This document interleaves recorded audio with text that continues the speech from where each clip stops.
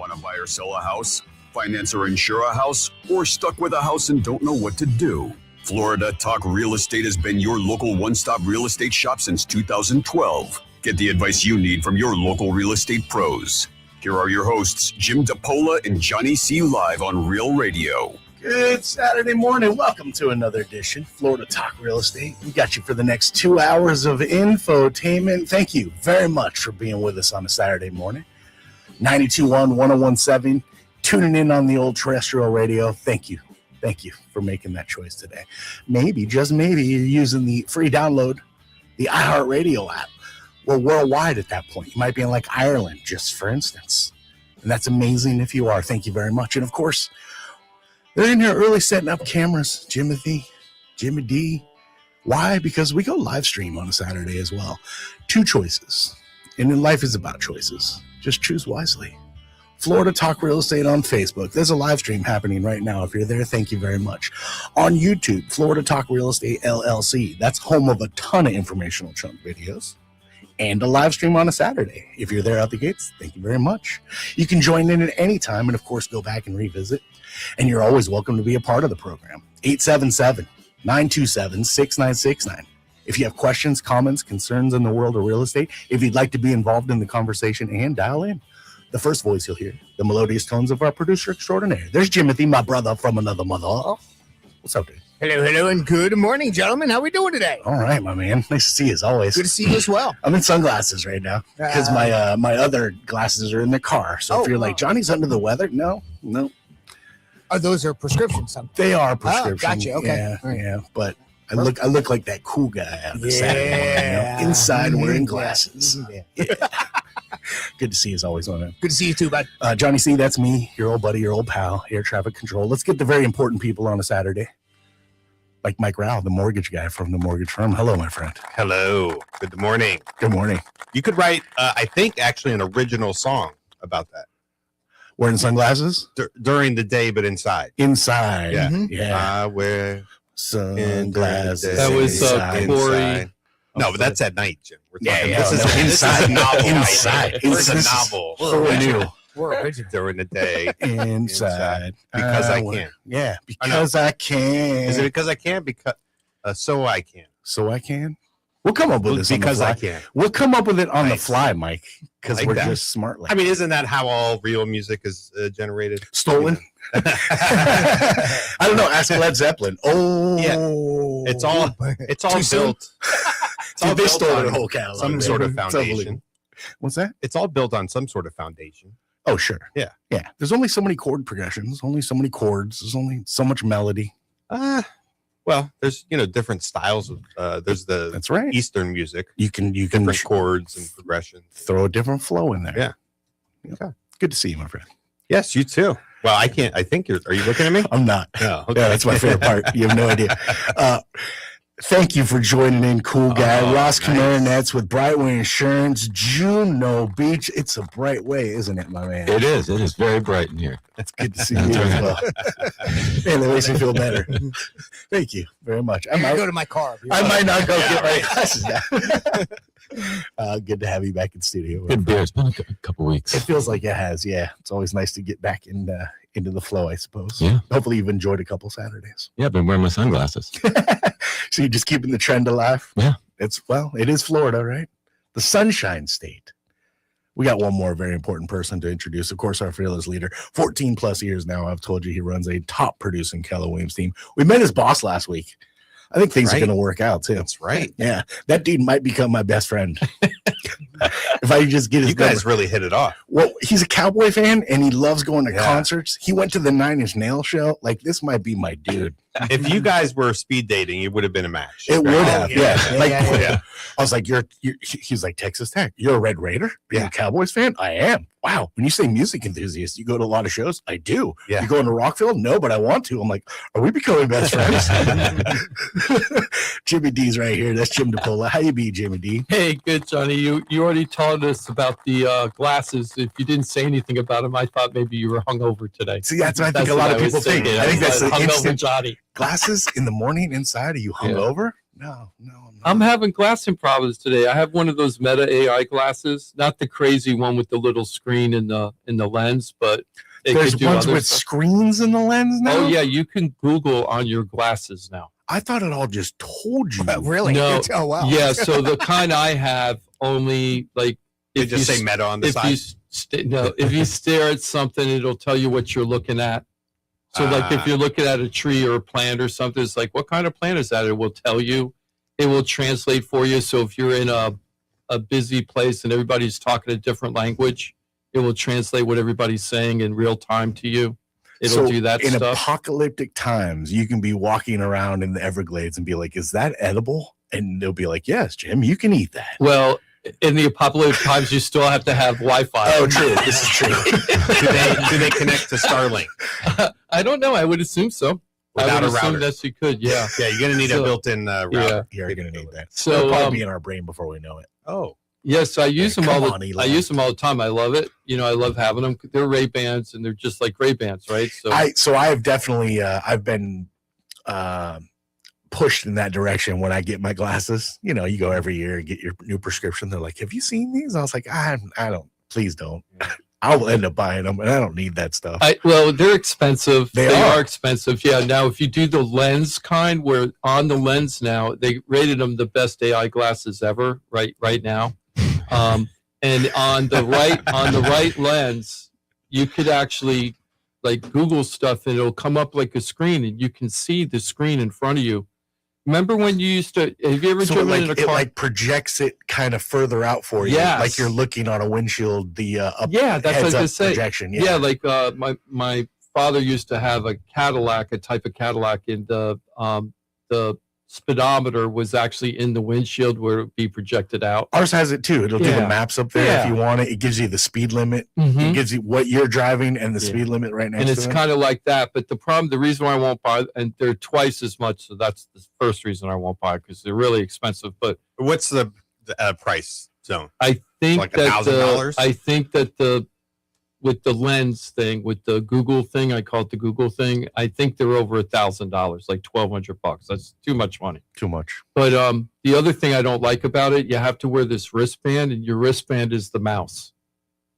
Oh. So the mouse, in order So to your- move things Your around on cursor's all over the Google. place.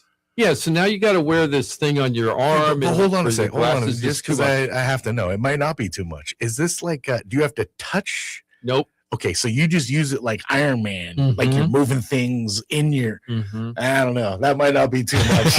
That's To cool. me, it's just like another thing that another contraption I got to wear. I was like, I'll wait till they come out where you don't need it anymore. So you have this visual heads-up display that's spatially out in front of you in your glasses, and you just reach with your hand and like move it like a mouse. I think it's more like you barely move your wrist, and it'll move it to the left and to the right probably and stuff. subtle. I haven't So used it, but it isn't like you're Yeah. moving it around like That's cool. yeah. Big board. But it's That's also just sliding stuff over it's there. voice Yes. controlled. Yes. I'm assuming, like it's listening to 1200, you. you said? Oh yeah, and you could say you could say, hey, you could do everything you can do with Siri on it. Like, so you could say, hey, I want a good restaurant in the area, or you could just start asking it questions. It'll answer Yeah. stuff. And sometimes I don't even know if it's on or not. So sometimes I got to say, hey, Meta, are you on or not? Right. I don't even know if the lenses So it's are getting working. closer and closer to that. What everyone really wants is just like something that is like your personal assistant, does whatever you want. It's like you don't have to ask it; it's just listening, and it hears you, and it does the right thing, right? That's the key. Yeah. It's the It's right kinda- thing. yeah. Well, yeah. It's listening to you. This is- and it's going to do the but right That's why I'm thing. never gonna have it. Right there. I don't ask Siri anything. Mm-mm. Like I don't ask. I don't need you. I know. I'm good. I don't ask you anything. You better not be listening to me, phone. It's. I mean, it probably is. Oh, I know it is. Yeah. Yeah, because we'll talk about pick a product. We'll talk about it for 10 minutes and it'll start bombing me ads on it. Have you So- seen that? There's some comedian that like his opening monologue was a very dark, deep, just talking about weird stuff, and he said something like, now all your phones are gonna have fun with that, guys. Like have fun with that. It's facts. Well, the thing I'm bummed out about, they were working yesterday, and when I tried to turn them on today, they're not working now, and I'm very bummed out because I'm like, oh my god, I'm not buying another pair of these because I don't know what's wrong You with them. probably have to charge them. No, the charger seems to be the problem. That's the charging port's not working now. So I don't know. I did drop them yesterday, so I'm wondering. Whoa! You don't say that. Whoa! Can you edit that out? Can you edit that out, please? The insurance guy. What? I dropped it yesterday. Well, it stopped Well, working. now you can go take them back. It stopped working around the time that you dropped it. Yeah. Interesting. Coincidence happens. It really does. All right, Sherlock. I'm not sure if Jim is like the proper beta test. I have a beta joke tester about that. I have a joke about that. So scientists is trying to figure out why frogs jump, right? So the scientists do an experiment. So he tells the frog to jump, frog, jump, and the frog jumps, right? And then he goes and he cuts off one of the front legs, and he's like, jump, frog, jump. And it takes him a little while, but the frog jumps. Then he cuts off the other front leg. He's asking, and he's taking notes about all this, and he's telling the frog to jump, frog, jump, and it jumps. Third leg, right? He's telling it to jump, and it's taking longer and longer, but it's jumping, but it isn't jumping very far. And then he takes off the fourth leg. He's yelling, jump, frog, jump. And then he writes down, his notes as a conclusion that frogs' legs are their ears. Right? Yeah. So that's the same kind of correlation that I'm doing right now. Yeah. I don't know the different thing. So anyway, I barely dropped it though, so I have no idea. Why is my computer not working? I have no idea. Because you dropped your glasses? Yeah, I have. It's all related. Did you drop your computer? Drop them that bad. If that's what it takes, I don't want them again. If that little drop is. I don't know if that was on camera or not, but Jim was talking about how his phone's, the glasses stopped working, and we're like, oh, you got to charge it up. Or right now, he goes, why is my computer not working? He looks around, his cord isn't plugged. Gotta plug it in. It's the whole plug and cord thing. I get it. Anyway, we got a lot to talk about today. One of the things that we're going to do, and I think this is really important for a lot of people that are buying and selling, is we're going to do a Florida buyer's guide primer on Florida insurance with Ross and Mike here from both perspectives of like what's needed and what you got to know that you probably don't know about insurance. That'll be a lot of fun. Cool. We also got the market stats came out again for March. So we're going to talk about that. I'm going to be putting out a weekly email next week, and I'm going to be calling it the Smart Economy. And I'm going to tell you why it's called the Smart Economy right now. A lot of people nationally are calling it the Smart Economy when it comes to real estate. So we're going to talk about that a little bit. We got good news on the mortgage rates. We're going to get into that. We got bad news on foreclosures. We'll get into that. Also, single women are buying houses like crazy right now. Most ever in the whole time recorded for single women buying properties. And I found out a factoid from 1974 that blew my mind. Fact from 74. From 1974. A 52-year-old fact. Yep, a 52. And I did not know this. And I was double digits in age at that point, and I did not know that this was true. And when I read it, I was like, And now I did a little research. It seems to be true, so we're going to talk about that real quick. We better get to that today. Yeah. I'm trying to think of what movies would have come out in 74 for reference. Oh, I wasn't 74. around, Oh, but I'm thinking. that's a tough year for me to think of 74, like what was out. I know. I don't know. Godfather 2 maybe came out around. I don't know. I don't know. That's a good one. I don't know. 75. Yeah. Swiss Family Robinson. Yeah. Jaws? What year was Jaws? Jaws 75, I think. I feel like it was 75. I was going to 75. say 78 on that. But I might. No, 78's too. That was. Did you say The Godfather? I'd say Godfather 2. Yeah, Godfather Part 2 came out. Chinatown. Oh, that's pretty. Oh, Chinatown. Oh, no. That's one of my favorite crime movies of all time. Blazing Saddles. Why isn't that on the top of the Young list? Yeah, Frankenstein? exactly. What about the Swiss Young Family Frankenstein Robinson? came out the same year as Blazing Saddles. Yeah. The Texas Wow. Chainsaw Nope. Massacre. Wow. That's OG awesomeness. Mhm. Yeah, that's Have you seen that? Have you rewatched that?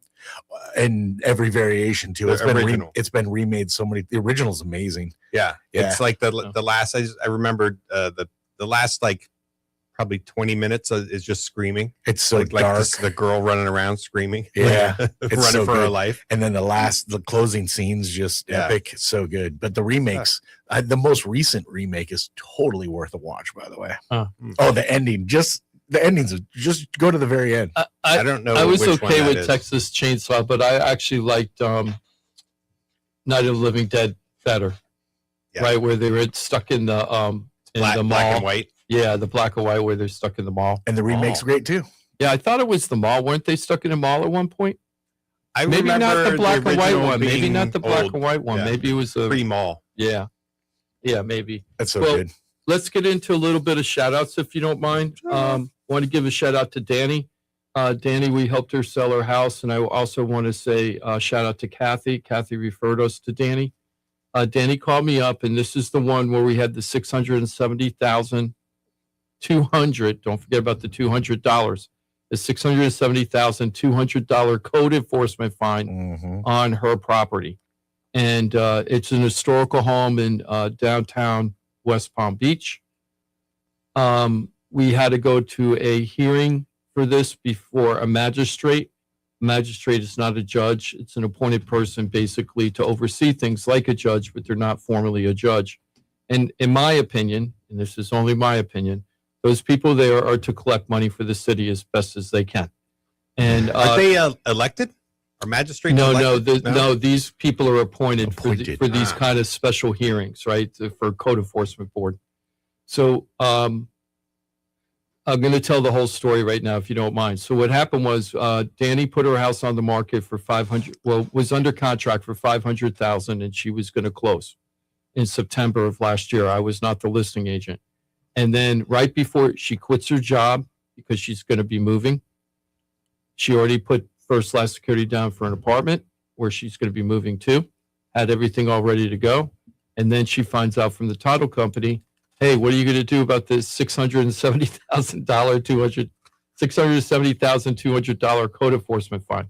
First thing is find the typo. Like that's got to be a typo. Right. Now think about this. The house was under contract for $500,000. The lien was $670,000. That's insane. So the buyer walked, shorting the story, the buyer walked. Danny now has no job. She can't sell the house because she's got this code enforcement fine. She doesn't know why she has a code enforcement fine, right? And she's got this big problem. She loses her deposit. She can't get her job back that she quit. So she's been unemployed for September until we close this week. Can you imagine? It's a rough And patch, she couldn't yeah. sell her house, right? She had no way to sell her house. Her house had a mortgage, so she's not some kind of super rich person or something. She's like all of us. Had to make a mortgage payment, didn't want the house anymore. So one of her friends said, you got to call Jim, right? So she called me. She didn't know who that guy was. I met with her at her house. She served me a really nice eggplant Parmesan meal when we were there. Whoa. And yeah. Wait, was and, she single? Yeah, she's single. Oh. So what ended up happening was we went through everything, and she needed to sell it right now. So she goes, I don't want to put it at 500 anymore. I just want to sell the house. So she says, Jim, you got to get me 450, right? And I'm like, okay. I understood her situation, so we had to do a sell it now price. Put it on the market. It was a zoo. I felt like we were in boom of COVID time. I think we had over 20 requests for showings in the first 48 hours. Well, because you put it at a price point where you anticipated a. Yeah, but it wasn't Fever that pitch, crazy low. It wasn't like a super crazy low price or anything. No, not super crazy low, but low is going to draw a lot of attention. Yes, and that neighborhood is one of the booming, up and coming instant millionaire neighborhoods we talked about a few weeks ago. Mm. So this is a Huge neighborhood, opportunity. yeah, where people could buy the house and you can tear it down in that neighborhood, and a developer might pay you over $1 million just for the lot. Now this house you can't do that because it's a historic, designated historic, so there is no tear down. Ah, so you So can watch that- all your neighbors get rich. Yeah, you can't. Oh, Yeah. nice. Who makes So- that designation? But it's historic. The Feels good. city. Right. There's two different, well, I guess there's three different historic designations. There's the city, and then you can have the state historic designation, and then the national registry. So you could be on any one of those three levels or all three together. And You Like- apply for that, Like, or what was the Al Pacino movie where he was blind? Scent of a Woman. There it is. That's you reminded me of Son of a Woman right now. Okay, what were you saying, Russ? I'm sorry. And he was interrogating him. What was your question, Russ? I'm sorry. and how do you get on that list? Some like the city says, "Hey," or you apply for it. I think it could be both. And sometimes you reject it because I remember when I covered the city of Boynton Beach, some people asked to be historic and they were denied. Right. So I think you could ask for it. But sometimes the cities decide and they just anoint your house historic. Do you get tax benefits? I don't What's know. You the- don't get any tax benefits. All you get is burdens. Well, then why? Yeah, why Yeah. would you do that then? Yeah. Because you have to force the issue. Some for it to people happen. love it. Some people love the historic homes. They Yeah, just you- love 'em. Preservation. You get to Mhm. put a little plaque, little oval plaque on the side of This your one house. had it 1921. The house was 1921. You start getting invited to all the best parties. I Yeah. think. Think Well, of and it. if it's historic, you can use like all those super old things that are now like against code, right? You can be like, Oh, hey, it's lead-based historic. paint. Yeah. Knob and Cast tube electric. iron. Right. Tube electric. Cyber. Yeah, that's like that. Beautiful. So Danny was in a real jam. So she was like, we need to get through the code enforcement fine before we can put the house on the market. And I was like, no, we put the house on the market right now because you're hemorrhaging money and we'll deal with the code enforcement as we go along. You were optimistic there was some reasonable resolution. Well, the reason why I was optimistic that we were going to get this done right is that when you looked at what happened to Danny's situation, it was a horrible miscarriage of justice. And when I tell you what happens at the end of the story, it was a success story, but a lot of people I've talked to about this is like, I would have never done that. I would have never caved in, and I'll explain what happened. So this is what happened. We go to the magistrate. We had 3 offers we were negotiating, and this one offer was higher than all the rest, and it was cash. And it was a Palm Beach kind of realtor and her ex-husband, who's a real estate attorney in West Palm and has gone to these magistrate hearings many, many times for code enforcement. And we took their offer, and then, well, we were going to take their offer, and I asked them to rewrite the contract, and because he's an attorney, I didn't want to waste a lot of time. And he called back and he goes, this is what I want you to do. I want to put a term in there that if the city reduces the fine from $670,000 to $67,000 or less, that the seller has to close with us on this deal. And what I was explaining to the attorney before, as we were negotiating, that we wanted to be able to bail out of any offer that we accept if the numbers from the code enforcement board got crazy, because she could be upside down on this house and then be forced to sell it, right? That would be impossible. Right. So the attorney said, okay. We talked for like a half hour. Then he calls me back and he goes, I want to put this clause in. And I go, well, I'm going to present it to the seller, but I'm going to recommend she not do that. And he goes, look, I go to these hearings all the time. The lowest they're going to reduce this fine is 10%, down to 10% of the total amount. And I said, well, you don't know all the facts of the case, and this is an outrageous miscarriage of justice, and I'm going to do better than that, right? And so and about an hour later, goes, I'm out. He goes, I don't want to deal with it. So then we rolled right into our second shout out, offer. which is Collie and Aaron, who called us from Atlanta. They've been looking for a home in that area that they just renovated an 1864 house up in Atlanta. That must have been a lot of fun. I'm sure it's gorgeous. So they wanted a new project and they wanted to come down here, and they have a lot of friends that live in the Palm Beach area, like on the island. So they wanted to come down and get an old historic home. So we went into contract with them at full asking price. And then we had to wait for the code enforcement hearing. And this is the part I want to get to with Danny. So Danny called like a couple nights before the hearing, and she goes, the city called me and said they want to make me an offer to settle this case. And they offered me $67,000, right? Isn't that a Oh. coincidence, right? Wow. And I go, Danny, you can't take that, in my opinion. And I go, I have attorneys that you can hire, right? So I mentioned, of course, Paul Krasker. And she didn't want to do that because it was too much money. She's already hemorrhaging money. She's like, I don't, and the timing. She didn't want to wait any longer. She needed to sell the house. So she says, I have a backup plan of what I'm going to do when we get there. And I'm going to offer them 10% of the sale of the house, which was $450 at that point. And I'm like, Danny, please don't do that. And her argument was, you can't fight City Hall. And she was this is a very high emotional conversation we had. And I was like, yes, you can fight City Hall. I used to watch it all the time as a reporter. And a lot of times you can win if you got the right case. In your case, I don't even think you need an attorney to win this case. Yeah. The facts alone are all on your favor. So we went to the code enforcement hearing, and the first two people, I think there were 2 or 3 people ahead of us. I had my calculator out. 10%. I saw what 10%. Well, actually, they were 12 to 15%. Okay. So then, and each time that happened, code enforcement was there, and they were the prosecutors, if you will, and you had the magistrate, then you had the defendant, if you will, the person that owned the house. So each time that the people came up, the code enforcement people says, we have a settlement, Your Honor. We're reducing the fine from this to this, and they're in compliance. And the judge would pro forma just say, okay, we're moving forward. It's like a plea agreement. They've already kind of exactly. It's all worked out. The judge just has to make sure it's Johnny kosher. knows. So right? yeah, we all know that, right? He's like, I watch a lot of Law and Order. So now it's Danny's case. They call us up, and the code enforcement person says, we do not have a settlement on this case, Your Honor. Now, it's the highest fine by far of any of the houses that are on there. I think that there must have been 30 cases on that docket, and probably the highest is 122,000, and we're at 670,000, right? So the judge's like, okay, I guess we're going to have a hearing. He didn't look real happy. She gets up there to talk to the magistrate. So code enforcement says, look, they're finally in compliance. Everything's been taken care of. We're agreeing. We've offered a $67,000 settlement. She's denying it. So the judge turns to her and says, let me tell you something. 10% is very reasonable for this code enforcement board to offer.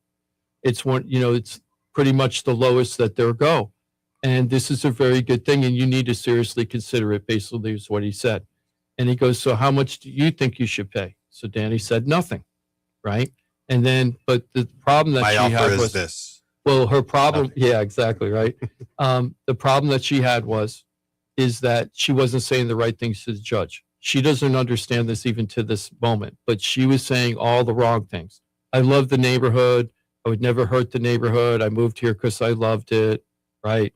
I didn't do anything wrong. I didn't do anything wrong. I didn't know about this, but no facts, right? And then she became emotional, was crying and saying how this was going to financially cripple her if she had to pay this fine.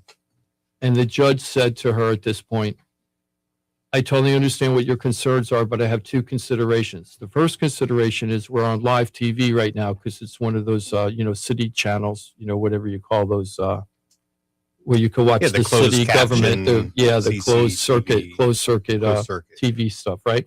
He goes, the whole city could be watching this. Anybody in the city could be watching this right now.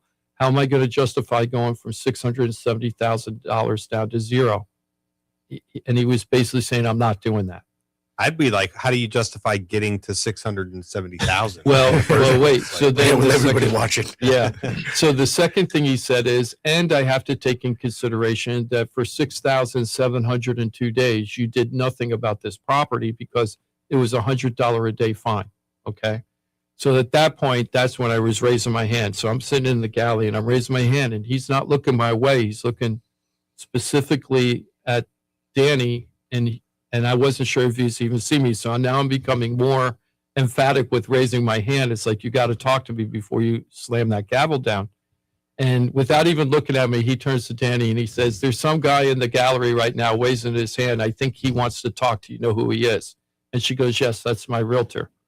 And he looks at me and he goes, do you want to talk? And I go, yes, I do, Your Honor. And I went up, and what I said was I was waiting for Jimmy to drop the legal stuff, yes, right? That's the my legal realtor. part, right? So with the legal part, what I explained to them was that she didn't have proper notice, that there was no proper notice, that she never knew about this fine and never knew about it. It's not And- like she ignored a notice. Right. She never received a notice, and that's a tough thing to prove. Well, that's a legal thing. And when you have improper notice, you can get in a lot of trouble for doing that, right? Two Like different from the beasts, city though. side, right? Yes. So I'm saying improper notice. I go, Your Honor, it isn't that she didn't do anything for 672 or 6,700 days. It's that she didn't know about it. She never knew. And I go, and then once she found out, she did everything the city asked her to do. Building department, code enforcement department, historical society. Everybody crawled over that house like ants crawling over every square inch. And the fines, so this is how she was getting the fines. So I did the research, and the fines were for installation of kitchen cabinets in 2006 that were never closed out. The cabinets are still there, right? Not the countertops, not electric, just the cabinets, install the cabinets. And then the second thing is she needed an energy not she. The house had a permit in 2006. They put in a new AC, and they didn't do the energy calculation form. And so it wasn't closed out. So hold on real quick. If I'm putting in new cabinets, I ain't telling anybody. I have to get a permit for that? Historical society, dude. That's ridiculous. So what Another happened reason was why you should never do that, yeah. Ross. So what happened was the judge said this is a title problem, which I would have expected. That's the first thing I said to Danny. The title company should cover this because there was a fine that nobody knew about, and the title company should have covered it. This all happened before she owned the home. Is that where you're saying title? Yes. So yes, I'll get there. So then what happened was I explained to the judge that she did go to the title company. The title company said there was no recourse, and that back then in 2006, title companies really didn't do the same checks that they do post real estate crisis after the bust. They were more stringent now, supposedly. I didn't know that. Judge didn't believe me. There was an attorney in the back that groaned about that answer like I was BSing him. And I was like, look, I understand that you're as surprised as I was, but that's what I was told by a major title company down here in South Florida. So then I said the judge said to Danny, I feel like this is a very good settlement. I feel like you should take it because I don't think you want me to rule. And then I said, Your Honor, I have another thing to bring up to you. I've done a lot of research on this property, and the code enforcement isn't telling you the whole story. This is what happened. There was a previous owner of this house. They're the ones that pulled all those permits. For whatever reason, when the permits expired, they started noticing the old owner.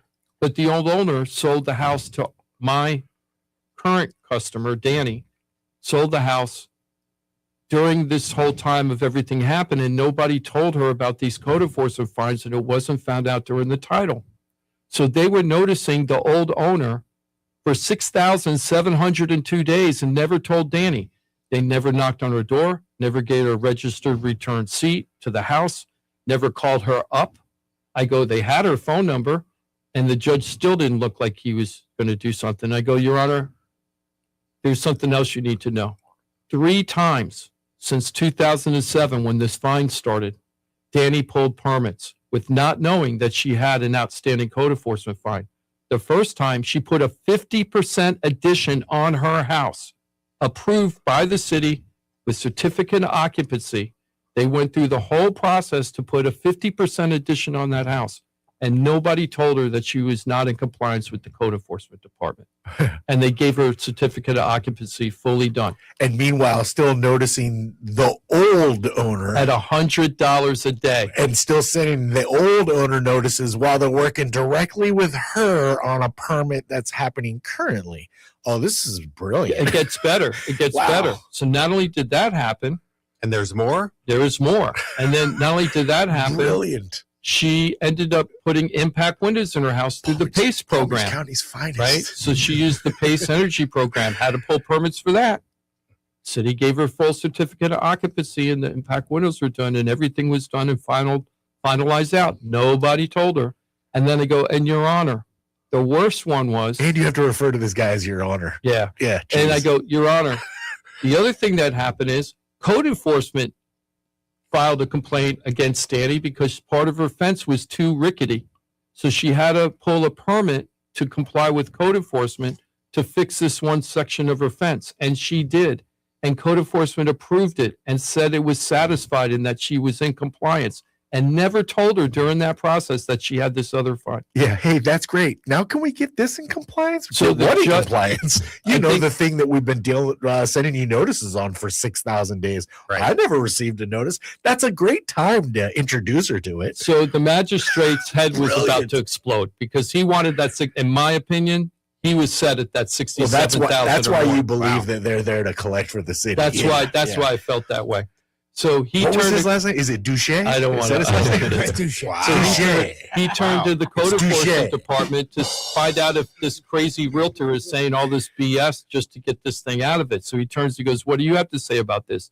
And the code enforcement guy, he got real quiet, and he says, "Your Honor, in April 26, 2006, we met with the current owners, which were the previous owners, and they had these 2 abandoned permits, and they were being fined $100 a day. So we signed a document with them on April 26th that they would fix everything within 30 days. And then the records show," and then he got real quiet. He goes, "And then the records show that 4 days later, they sold the house to Danny." And then everybody in the courtroom got quiet. Yeah, they're all like, "Come on, dude, do the right thing." Mhm, mhm. Duche. And everybody just got totally quiet.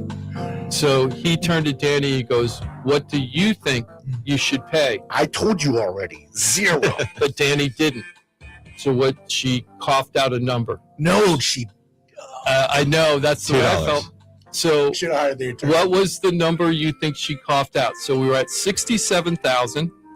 She said she was going to counter at 45 if they wouldn't take the 67. Yeah, 10% of the sale of the home. That's where she feels So comfortable. what do you think she coughed it? What number do you think she coughed out to the judge when the judge says, "What do you think is fair that you should pay?" 40,000. 1%, 6,700. Man, I can't even guess. It's just my mind's It's blown that crazy. she even opened her mouth. What about you, Jimmy? I'm going with Mike with 1%. You're pretty close. She just coughed it out like she was so nervous when she said it too, and I don't blame her. This is big time pressure. She said $10,000 like that, Oh. right? And the judge frowned, Probably the most And he money he turned- collected that day. and he turned. No, he collected a lot of money that day. The Oh. first 3 cases, he collected a lot of money, and then he turned to Danny. He turned to code enforcement and goes, "What do you say about that?" And this code enforcement person says, "We'll take it as payment in full," because they knew they were going to get creamed. Yeah, no, right? it's, the right thing would have been like, Your Honor, we clearly, it should be 0. This is So not- That's we- like when Kramer settled for lifetime supply of coffee. Yep. right? Free coffee. yeah, because he burned himself. Yeah. So so Who told you to Danny put the agreed bomb to on? ten Is that a thousand. Seinfeld reference? Yeah. She was happy. She saved on paper $57,000 because we fought it, and we were saying the right things to the judge. Because if the judge just argued, "This is going to bankrupt me. I can't afford this. I care about the community. I didn't do anything wrong," the judge was going to go, "Pfft, forget about it. You're going to pay Yeah, this you fine." gotta And let right- them know what's up. Yeah, So- and rightfully so. I mean, that's not a Yeah. reason, but Right. you did present the reason. Now, here's a question. Can the city go back to the old homeowners and go after them? Well, frankly, what I think she should do is still go. What I would have done if they had sold her 67,000 or more, what I would have asked Danny. Now she probably wasn't going to do this. I would have said to her, "Don't agree to it. Let them fine you. Then the first thing we're going to do is go to your city commissioner, and we're going to give him all the paperwork and say this is an outrageous miscarriage of justice. She's already lost $50,000 on the sale of her home. She had to live in a home for 6 months, unemployed. She also had to keep making her mortgage payment. She lost her first last security for her apartment. She just got creamed on every level, and now you're going to punish her more for your mistake, right?" And I would have went to the city commissioner. I think a city commissioner with their salt would have helped that person out. Sure. But if they didn't, my plan was I got Channel 12, Channel 5, and the Palm Beach Post on my speed dial. Sure. Mm. And my next thing was going to say, it's like, this is a Hey Mabel story.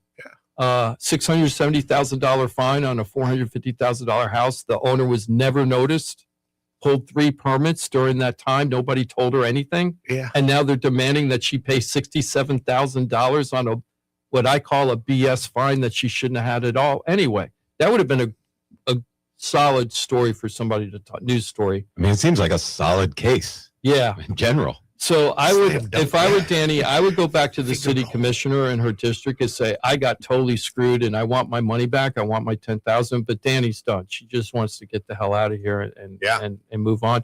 But congratulations. Can I commend you Shout though? out. Because Yeah. the fact that you were even there, if you're not even there, she's paying 67,000. Or 45. Okay, Right. but it's Yeah. and thanks for being there. Thanks for caring. And thanks for having the stones to stand up and be like, all right, well, if she's not going to say it, I got to say it. I have to say it.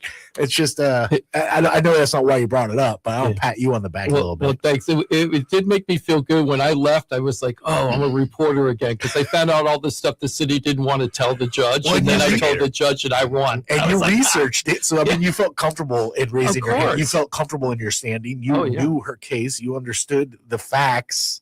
And when you feel good about facts, you can stand up against, And atrocity. I'm not an attorney, and I wasn't playing an attorney course. because I always get worried about that because I felt like I was getting in deeper and deeper because I really wanted her to hire an attorney, right? That's what I But the uttered when fact that she's- she didn't, I figured, well, she's going to a gunfight with a knife. Maybe butter if she had knife. two knives. Maybe she had two knives. Maybe we'll win. A plastic. But plastic. Yeah, a sport. A sport. Jeez. Well, so So- it sounds like she feels pretty good about. I think she was really happy at the end. And I'm not thrilled, but and- she shouldn't pay $1. And That's then terrible. congratulations to Collie and Aaron, who are the people that bought the house. They're so happy that they bet. bought this house. And ha to the guy that was like, "You're never gonna get less than 67,000." I'm going to call that guy Monday. Oh, don't be that petty. I am. All right, you know what? I like it. I'm like going to it. do it. I'm Because the pretty guy petty. was so smarmy with me. He was so smarmy, like, you don't know what you're doing. And I was like, you don't know me. You better not watch it. He's probably the type of guy that would change his story when you tell him. He'd be like, "Oh yeah, Yeah. well, that's not what I meant." Well, the shout out for Collie and Aaron are also to Mike because Mike did the loan for them. And the best part is they're not first-time buyers. They're not buying their only home or anything. But Mike was able to get them that 15,000 That's Smart right. Start. Start incentive. Is Smart Start fit for a historic area? That's ridiculous. This is You really have no idea where Smart Start fits. it's You have really no idea. great that Yeah. this I know that money's going to run out soon because I'm using a lot of it. I'm joking, but I know that money's going to run out at some point. But I'm so happy with that program. It's helped that Smart Start program has helped so many people. And Yep. thank you, Mike. They fell in love with Mike, Collie, and Aaron. No surprise there. Sure. And I mean, no surprise. and No we got a text just yesterday, Mike, and she says, I've told all my friends about the experience down here. They all want to move to the same general area. Can you please set up searches for us so that any of the good properties out there that pop up, let us know right away. We have a lot of friends that want to buy, Oh wow. and they'll be using Mike. Okay. So thank you Sweet. so much, guys. Awesome. That was so nice. Just a couple other little shout outs before the end. Doug and Stephanie got into contract. Really happy about that. They use Mike. Mike, what kind of programs do they use? Are they using any down payment assistance or Smart Start or anything like that? Yeah, they actually got a really nice combo. Also based on I'll categorize these in community lending initiatives. So they got Smart Start. They also have one it's a city bank program, but they kind of like as a direct lender, you have access to these things, and so. That one is a low down payment conventional. So we're doing 5% down conventional, which would normally have mortgage insurance. This program has no mortgage insurance. So that saves So- you almost like, 3/4 Yeah. of a point? Not on the only are they insurance? getting like a better than market interest rate, and it's Smart Start eligible, and it's low down payment, no MI. So a payment that could have been, it's probably, $200 to $300 less a month. on the payment simply based on the location of the home and nothing to do with the buyers. Now, the other programs do have some, first-time home buyer, income limits, reduced debt to income, but we were able to just on this home that they found. We weren't planning on using this, but the home that they found that they got a contract on, of course, I'm always like, what do we got? What can we What can we I do? apply? Like, yeah. And so we actually went into contract as an FHA offer for them. And then when I realized the home and kind of the options, we switched it up to conventional and using this program. And I'm so happy. That's We awesome. must have looked at Yeah. 15 Yeah, to super 20 cool. houses. It was very hard to find a house for them. They're at a price point in Palm Beach County that's very tough for a single family home. Doug and Stephanie, I helped them buy their home, I think, 8 years ago in the Lake Worth area. And then their home got bought out by developers doing a massive development in that area. So they had the developers like, it's time to skedaddle. So Skedaddle. yeah, it's time to skedaddle, get out of here. So we had to help them find a home. I'm really happy that we were able to do something for them. Stephanie's a teacher, a public school teacher down here. Yeah, she also would have been Hometown Heroes eligible. That was on our plate of options. Right. So there were a lot of options for her. So we're really happy that Doug and Stephanie are in their home. We just did the inspection. Mike came out great. Beautiful. So we did the inspection. I think it's such a blur. Thursday or Friday. I don't even, yesterday or Thursday. It's Wednesday. such a blur. Was it Wednesday? Oh my God. Yeah. This week was crazy.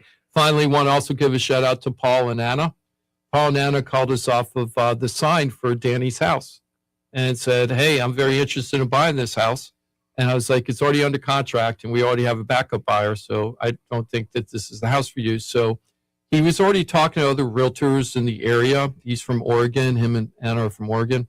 And when I started talking to him on the phone, I explained everything to buyers that they need to know that they don't know, especially from being out of state.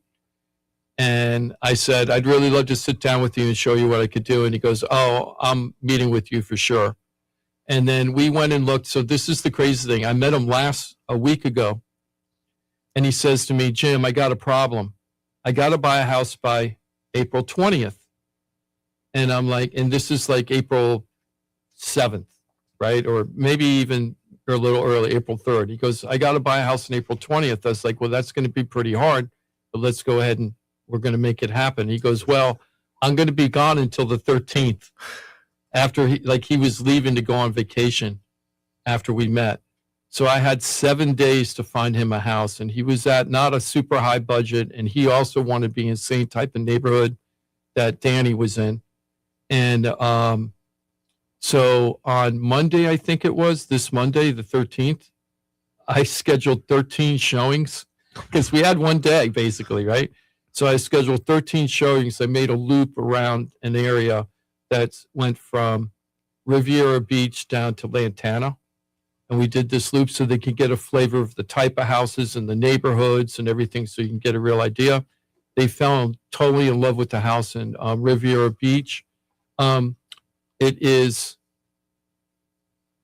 I don't know, 20 houses west of Peanut Island. I'm kind of exaggerating a little bit, but it's like right by the Intercoastal, right by John Phipps Park and all that, where everybody goes.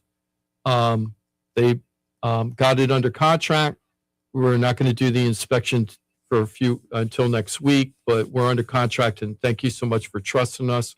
When we went into contract, Paul said, yeah, we were talking with another realtor as we were meeting you, and then we decided that talking to them and talking to you, you were the guy. And two different beasts. It was two different ways of handling it. Yeah, I think both of us get that a lot, which is like, oh, geez, my other person didn't talk to me. Didn't say any about any of this stuff. You're like, yeah, like even talking about the tax thing, the property tax thing. Yep. Nobody talks to people about that. It's so sad because it's such a shocking thing if you don't know that your tax bill is going to be different than what. Well, I always when you say get there's a approved. difference between people that are good at what they do and great at what they do. Okay. And if you experience that difference, you're like, wow, that's a and if that's you a big compare that, difference. if you compare that with people who are bad at what they do, Oh, well, I don't even. There's plenty of those, but like, oh no, they're good at what they do. Well, that's good. How about you want somebody that's great at what they do? I'll tell you something. I got a shout out. Sure, please. I've got some clients who are selling a manufactured home to buy their new home,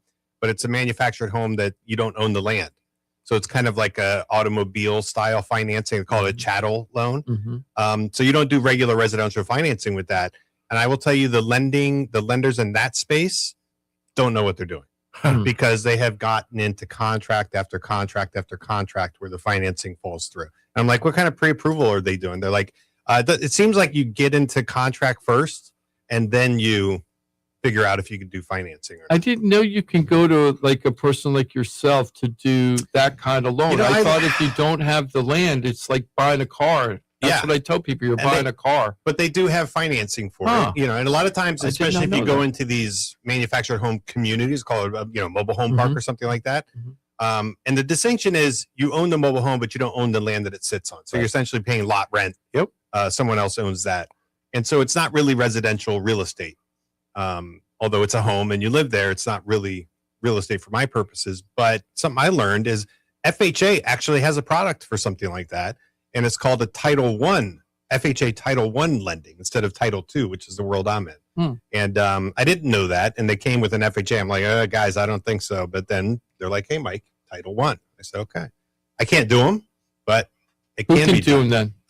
I guess lenders who do Title I lending with FHA. I don't know. Oh, that's really interesting. Yeah. I learned, but that's not the only one. Show. That's unusual to see that. So usually, it's some sort of like equivalent of an automobile loan. Shorter terms, higher interest rates. So they were selling that, but they've been in like 5 contracts that all fell through because the people couldn't get approved for their loan. This isn't. Are the initials FC? No. Okay. No. Okay, I was wondering. Okay, because I had somebody that was trying to do something like that. Is that Johnny's brother, yeah. Frank? yeah. Yes, Frankie C. Yeah, Frankie C. So I know that we went way over budget for time because of my stupid story. So what we're going to do now is we're going to take the next 10 Not minutes. a stupid story. That was an awesome story. Yeah. Pretty amazing thanks. story. Yeah. We're going to. I'm going to do 2 of the subjects, and then we'll take the break at 10. Okay.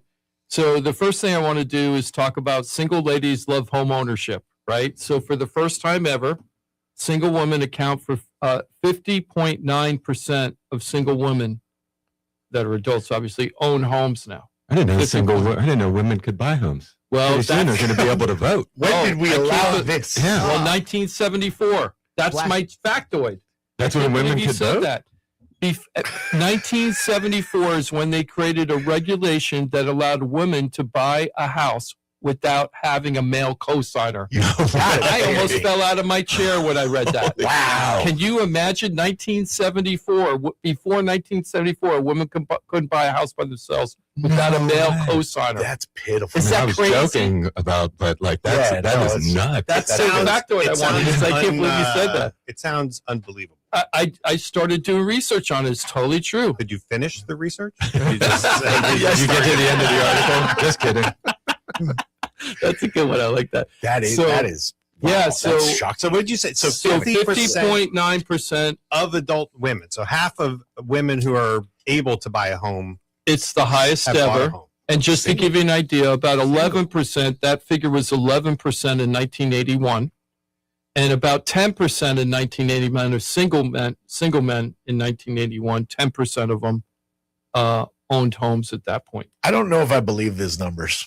Half of the single women in the country, adults, From age 18 adults to to whatever, half of them are homeowners. own a home. More than 20 million single women own homes in the U.S., meaning about 50.9% of the demographic are homeowners. So that's what it's saying.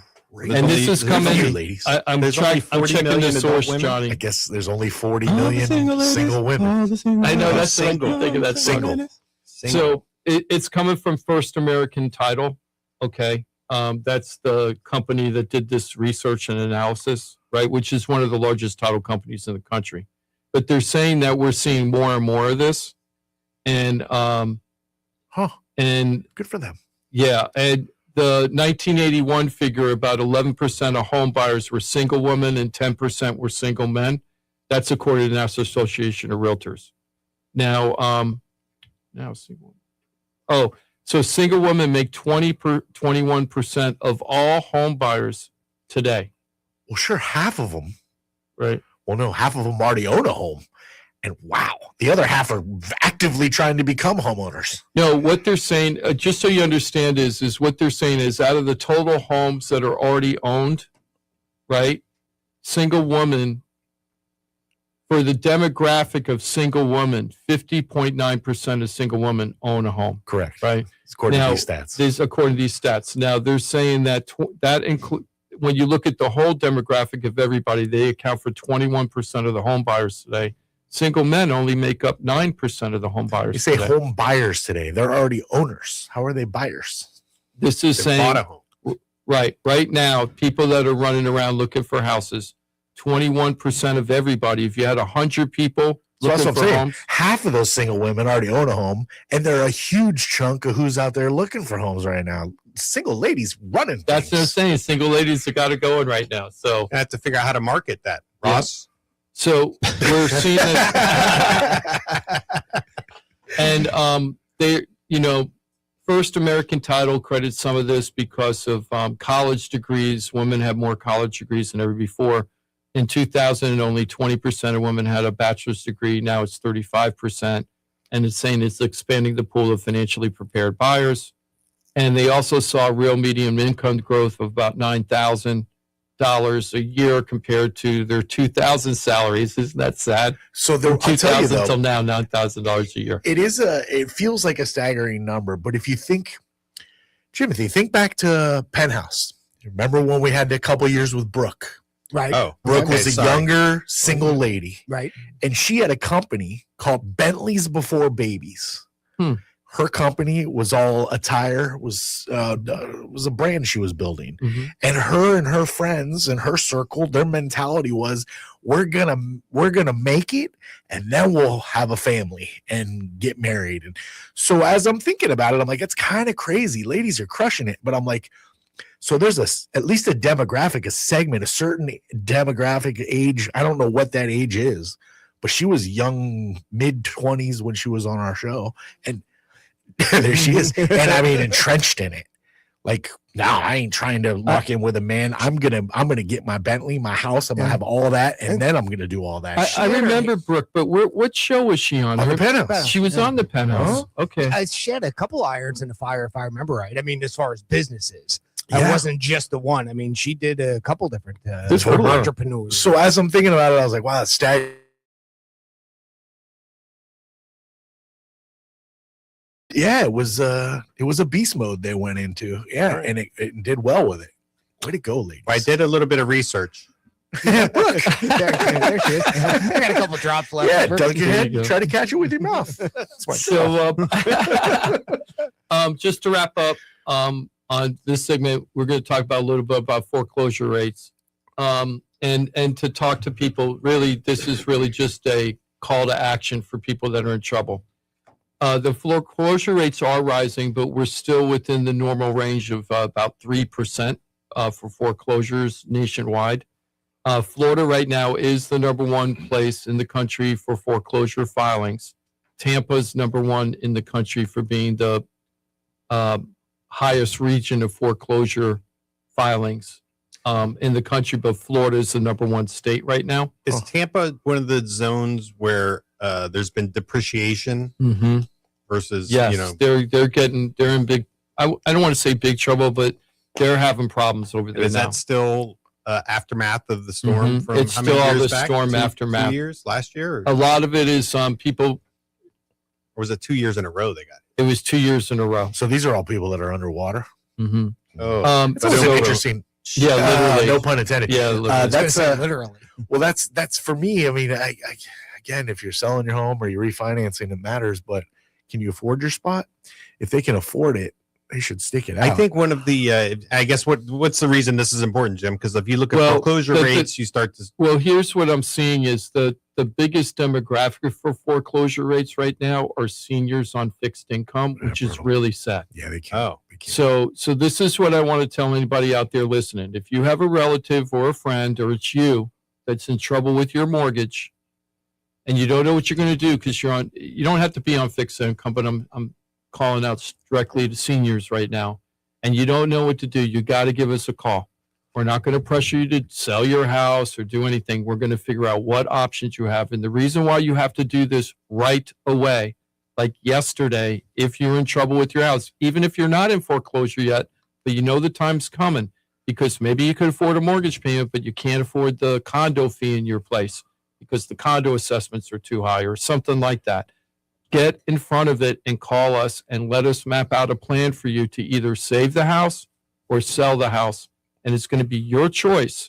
But the thing is, either way, you got to protect your equity, especially if you're on fixed income. Well, the earlier you get it going, the more options you're going to have. Does it Yes. cost anything to have that analysis done? Absolutely nothing. It will cost nothing to meet with me. It's going to cost nothing to meet with the law office of Paul A. Krasker, which specializes in loan modifications, short sales, and foreclosure defense. Now, if you hire anybody, you will pay something, but you're going to get all the You're going to get a plan for free.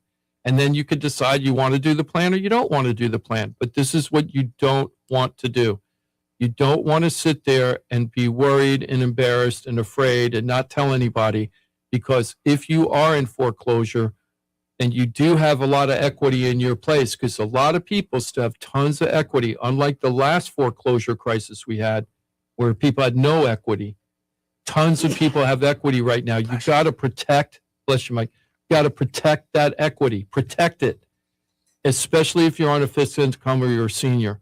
So we have ways to show you how to protect that money, and you've got to do that for yourself, because nobody from the bank is going to help you unless you request the help and do it in a way that the bank can respond to you in a positive way. We have the tools to do that. So please pick up the phone and give us a call right away. Don't wait and say, oh, I'm going to wait until next month. Maybe a miracle will happen. No, because that might cost you thousands of dollars in late fees, interest accrual, fines for not paying on time, attorney costs for filing the foreclosure against you and the work they're doing behind the scenes for the bank, the filing costs in the courthouse.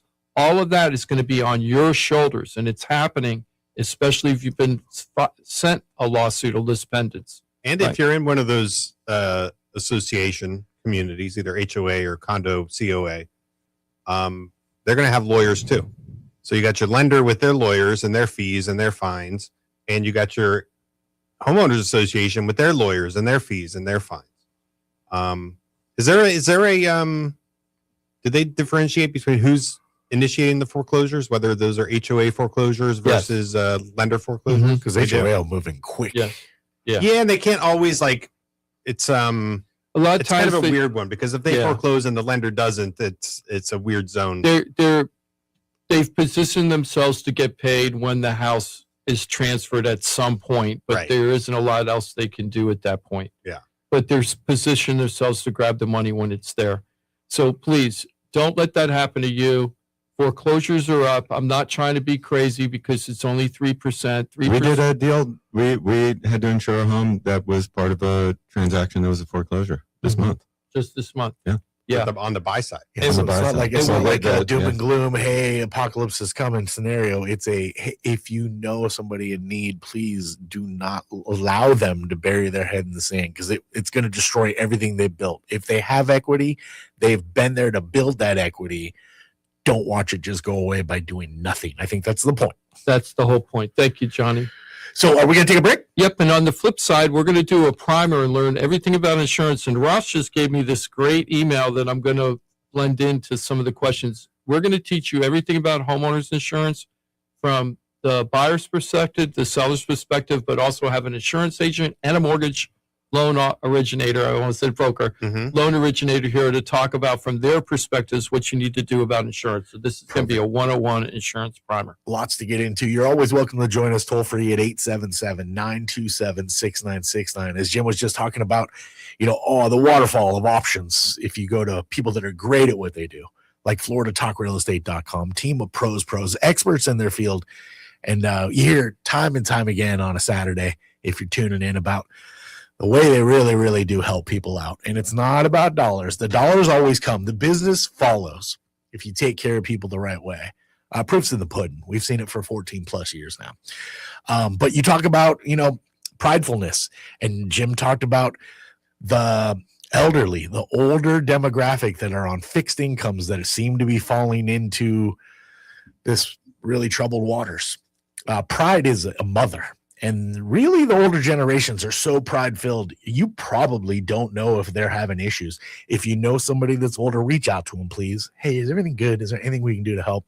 They may not tell you, but I always tell you to hit the share and like button on the social media, because you never know who's going to see that in your feed, and you can help them change their lives by going to Pros, FloridaTalkRealEstate.com. Know it, use it, love it, share it. Share away and change lives, including your very own. FloridaTalkRealEstate.com. 4-minute break. We're back at it. Lots of information on insurance, y'all. Let's go. Saturday, Florida Talk Real Estate, right here on Real Radio. What's a Real Radio podcast? It's Real Radio on demand. Find your favorite show at realradio921.com. Real Radio weather. I'm meteorologist Charlotte Carl with CBS 12 News. Partly cloudy skies continue, but that doesn't stop temperatures from climbing. We'll be in the low and middle 80s for your afternoon highs along the coastline. Middle and upper 80s the closer you get to the lake. We are going to see mostly dry conditions for the rest of the day today. A little bit warmer tomorrow. This report is sponsored by Lowe's. Springfest is back at Lowe's. Shop select bags of decorative rock, 2 for $12, and select one-pint annuals for $2. Valid through 4/22 while supplies last. Selection varies by location. Hey, it's your boy Johnny C here, host of Florida Talk Real Estate. They're tops when it comes to helping people buy and sell houses. But Florida Talk Real Estate is so much more than that. For 5 years, I've watched these guys help thousands of our listeners with any real estate need. They couldn't do it without their sponsors, who are experts in their fields. Check it out. Jim DePola, powered by Keller Williams Realty. Their team specializes in helping people sell their house for top dollar, and buyers get great deals on the purchase of their home. That's what they did for me and my family, and I couldn't be happier that I hired them for my real estate transaction. Mike Rao from the mortgage firm is one of our favorite guests on the show, and he is the mortgage guy. Whether you're looking for a refi or a mortgage to purchase a new home, Mike Rao will get you the answers you need. The mortgage firm is licensed to do loans in Florida, Alabama, Tennessee, and Georgia, and they have local offices that cover all of South Florida. So if you're thinking about a refi or a new mortgage, go to the mortgage guy, Mike Rao, and find out what he can do for you. The Mortgage Firm, Inc., NMLS 189233, Florida license MLD 78, equal housing lender. The law office of Paul A. Krasker has been specializing in real estate law for nearly 25 years and has the professional team you need. Upside down with your house, Paul's team can help you conduct short sales, loan modifications, even if you're behind on payments. They also help you with foreclosure defense and bankruptcy. They can even help you get a student loan modification and repair your credit to get the score you need. Paul's full-service team has helped thousands of our listeners, and they can help you too. Trident Title LLC is the largest privately owned title company in Florida. When you need a title company to complete a refi, home purchase, or sale, Trident Title has got you covered. Not only do they offer competitive pricing, Trident Title has attorneys on staff to make sure if you have bumps in the road declaring title that you can get the job done. Beware, not all title companies in Florida have attorneys on staff. Trident Title does and complies with all the new federal regulations released last year. Ross Komarinetz, owner of Brightway Insurance, has been helping our listeners get great rates on homeowners insurance plans. Haven't checked your homeowners insurance policy in a while? This is a great way to help reduce your monthly mortgage payment. Ross can also help with renters and auto insurance. Ross is only a phone call away and can usually get the answers you need same day. Call Ross today at 561-425-6228 or drop by his office at 873 Donald Ross Road in Juno Beach. So now you know why I'm happy to be part of the Florida Talk Real Estate Show, the longest running real estate show in Florida. And all these sponsors are just a phone call or a click away. Just call 888-973-7828. That's 888-973-7828. Or go to floridatalkrealestate.com. That's floridatalkrealestate.com. And don't forget to use the most accurate search engine to find your new home or ask for a free home valuation because floridatalkrealestate.com has you covered. That's floridatalkrealestate.com. This is Real Radio 92.1 and 101.7. Real talk for the Palm Beaches and the Treasure Coast.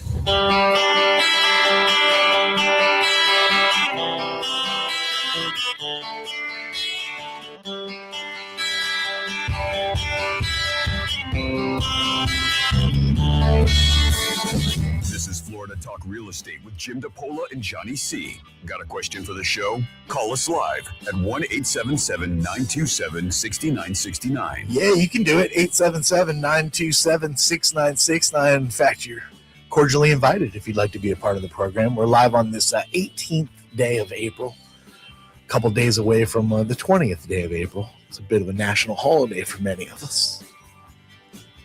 20th of April. Hopefully you'll be celebrating. Johnny C, that's me. Jimothy, how are you, my dude? Doing mighty fine. Good morning, gentlemen. Happy to be here. Good morning. Always good to see you, my Good friend. to see you too, bud. If you're not comfortable calling in on the radio, always remember you have access to the entire team, not just the folks in the studio, but the entire Florida Talk Real Estate team at floridatalkrealestate.com. Like Mike Grau, the mortgage guy from the mortgage firm. Good morning. Hi.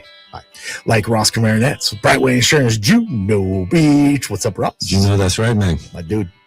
Or Jimmy D over there, our fearless leader. Mike, you didn't get your glasses. You know, I didn't realize everyone was doing that. I thought you were going to get your clear glasses. I did get them. Yeah. Did I put those on? I was gonna. And then Ross kind of highlighted. He's like, wait a minute. Jim's got Yeah, his. Jim's got his now. So I went back. Jimmy? To it. Just me and Jimothy. I'm not on camera, so it doesn't matter. I mean, I could run out and get them real quick. You should Will I probably do do that? that. Yeah, it's just one of those days. Jimmy D, Jim DePolo with the Florida Home Pros team, Keller Williams Innovations. Sweet Ray-Bans, man. Yeah, it was talking Spanish to me a second ago. I had to figure out how to use it. Oh, it's recording everything we're doing right now. It's video recording us right now. Does it always do that? Shut off. No, I have to shut it off. Well, now you got a different perspective for the YouTube. Yeah, You exactly. can put the Jimmy D perspective. Yeah, let me see here. I think I need to pretty get some of those glasses. Is the video quality Good. It's decent? good. It's Yeah. 1080. It isn't like 4K. It's 1080. Oh, they have 4K though, don't they? I've watched 4K video recorded through glasses on YouTube, if I'm not mistaken. I'm sorry. What did you just say? They have 4K, don't they? You should just Yeah, they ask do. your Couldn't hear glasses you to because play it's it back. translating to Spanish. It was Translate talking to this me. and It everything's was going to talking to me. Spanish for I me. got to take these off because it's talking. Let to me. me wear them, Jim. So a lot of shows or artists that don't like cameras out. One in particular I watch a lot of is Tool. Yeah. By the way, happy belated birthday, Maynard James Keenan. There you go. And my grandmother. I love you very Huge much. fan of the show. He is a big fan. They don't care for cameras out because it's, let's go on this journey together. And you can all It's a private moment in public. you can all bust out your camera for the last song, but otherwise, keep them down and let's all go on this trip together. Those are the way around it. And I've watched a handful of videos, different venues recorded, and they do a great job They recording. do pretty good Pick up job. good audio too. I was actually, they do. I Yeah. was actually trying to use them for my walkthroughs on the houses, That'd be great. right? Like Very just useful. and just move my head around. Yeah. And it works out okay. Oh, you turned it on, Mike. Hold on. Oh yeah. You turned the video on. Yeah, I didn't just want sunglasses. Yeah, I wanted to I like had to get time them moved. out. You turn them off before you give them to me. Oh, I'm sorry. What did you want I to do? wanted to hear it like talking to me. Yeah, why did you give them back to me then? It'll do it to you. Just wasn't take doing it anything. back and say, "Hey, Meta, where am I right now?" Where am I right Yeah, I think it'll say you're in a radio station. I think it's going to do that. now? Okay. So you Can got you to hear any noise? Like you should hear something on your right hand side. Hit the bar like this. No, that's filming it. Yeah, do that. Now you're making the volume go up and down. Do you see anything happening while you're No, Say, there's no hey, visual. Meta. Say, Molesting? hey, Hey, Meta. Meta, can you hear me? Can you hear me? I'm not even sure if it's on. It should be on. Maybe Charger? we Anyway, do I'll have to this show off you the during air. the break. Yeah, I'll show Off you the during air, the break. Johnny. Oh, I don't know. So- This is really good radio. It's like I know it's this like is touch great the radio. We're bar. talking about visual stuff on the radio. I think Really great. This is Mike on the radio. It is. Where's the bar? Which bar, Jim? Huh? Up top? That's for That's for recording. That's recording. So turn that back off. Yeah. Yeah, I don't hear anything. Okay, I'll do Maybe it it after the doesn't know break. my voice. We'll do it after the break. Or during the break.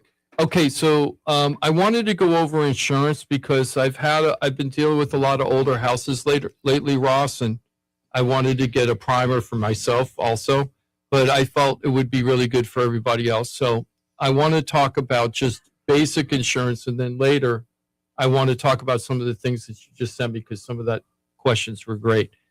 So when you buy a house, for realtors' perspective, you don't need to have an inspection on the house if you don't want to.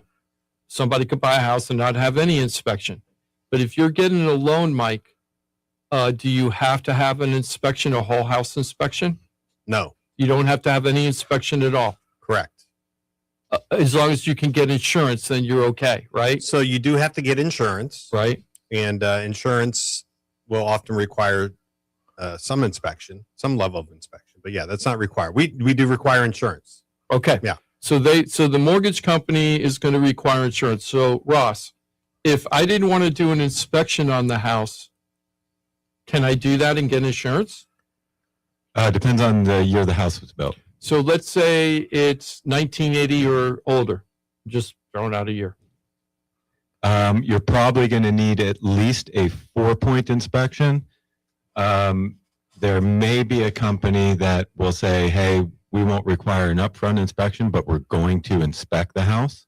Mm-hmm. But if you don't get a wind mitigation report, you will pay double what you should. Okay, and we're going to talk about those two other types of inspections just a little bit.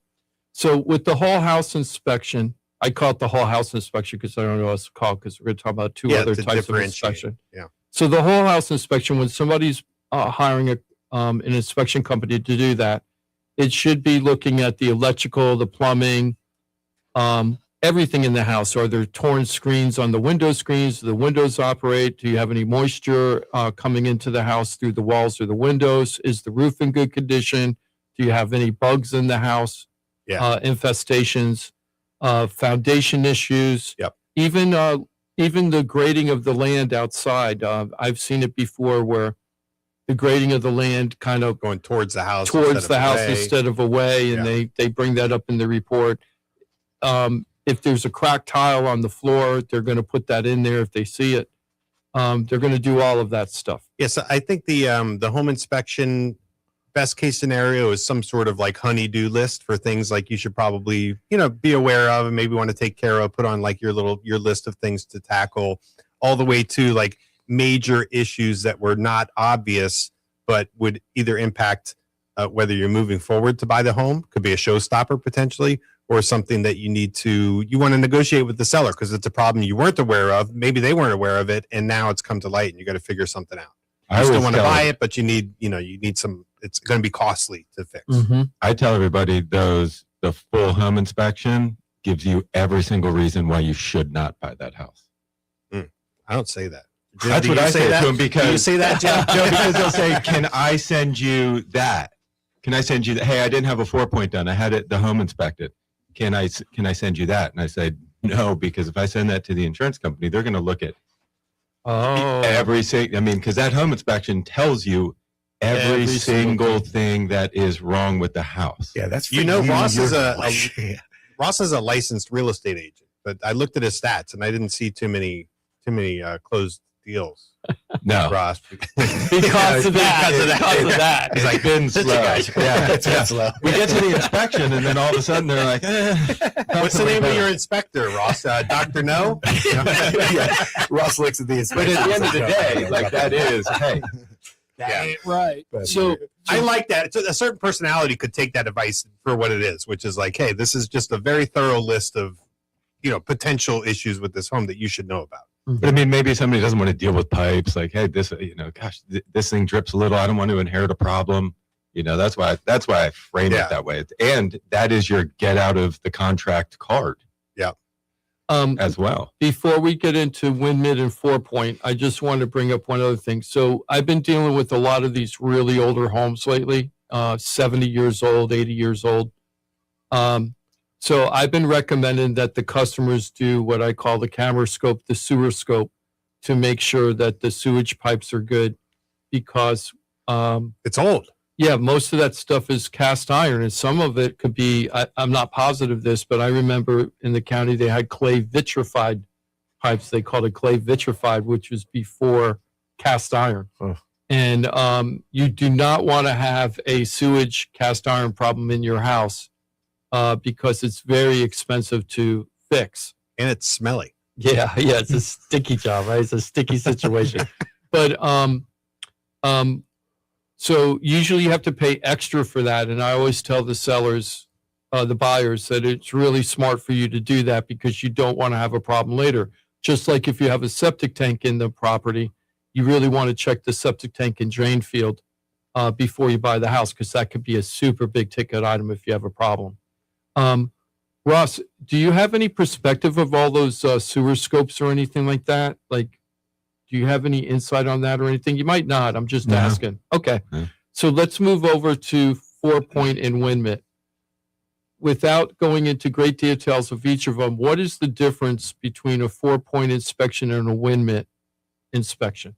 A wind mitigation report allows you to qualify for discounts on the wind or hurricane portion of the premium, because you've got, in Florida, we do have hurricanes, which is a different deductible and a different rating. So the wind mitigation report allows you to qualify for discounts on that part of the policy. And the 4-point inspection It looks at the electrical, the AC, the plumbing, and the roof, and it tells the insurance company, hey, those things are either have been updated or they're in good working order. And so that's where you find out your eligibility problems, like the breaker boxes, the hot water heater's too old, the roof only has 2 years of life left. See, that might get people confused. So the wind mitt, does the wind mitt include the roof? Because the 4-point tells you the useful age. The wind mitigation report just tells you, as far as the roof covering goes, like shingles, it just tells you what type of roof is on there and the year that the roof is put on. Then it looks at the inside and it looks like how the roof is attached, how the roof is actually nailed on top of the trusses. Then it looks at whether there's a secondary water barrier underneath. Looks at the shape of the roof, and then it looks at if there's any hurricane shutters or impact glass. What's a secondary water barrier? That's like a little thing that they put underneath the shingles between the plywood and like whatever. If you've got shingles or tile, that's in between. Like a waterproof membrane. Yeah.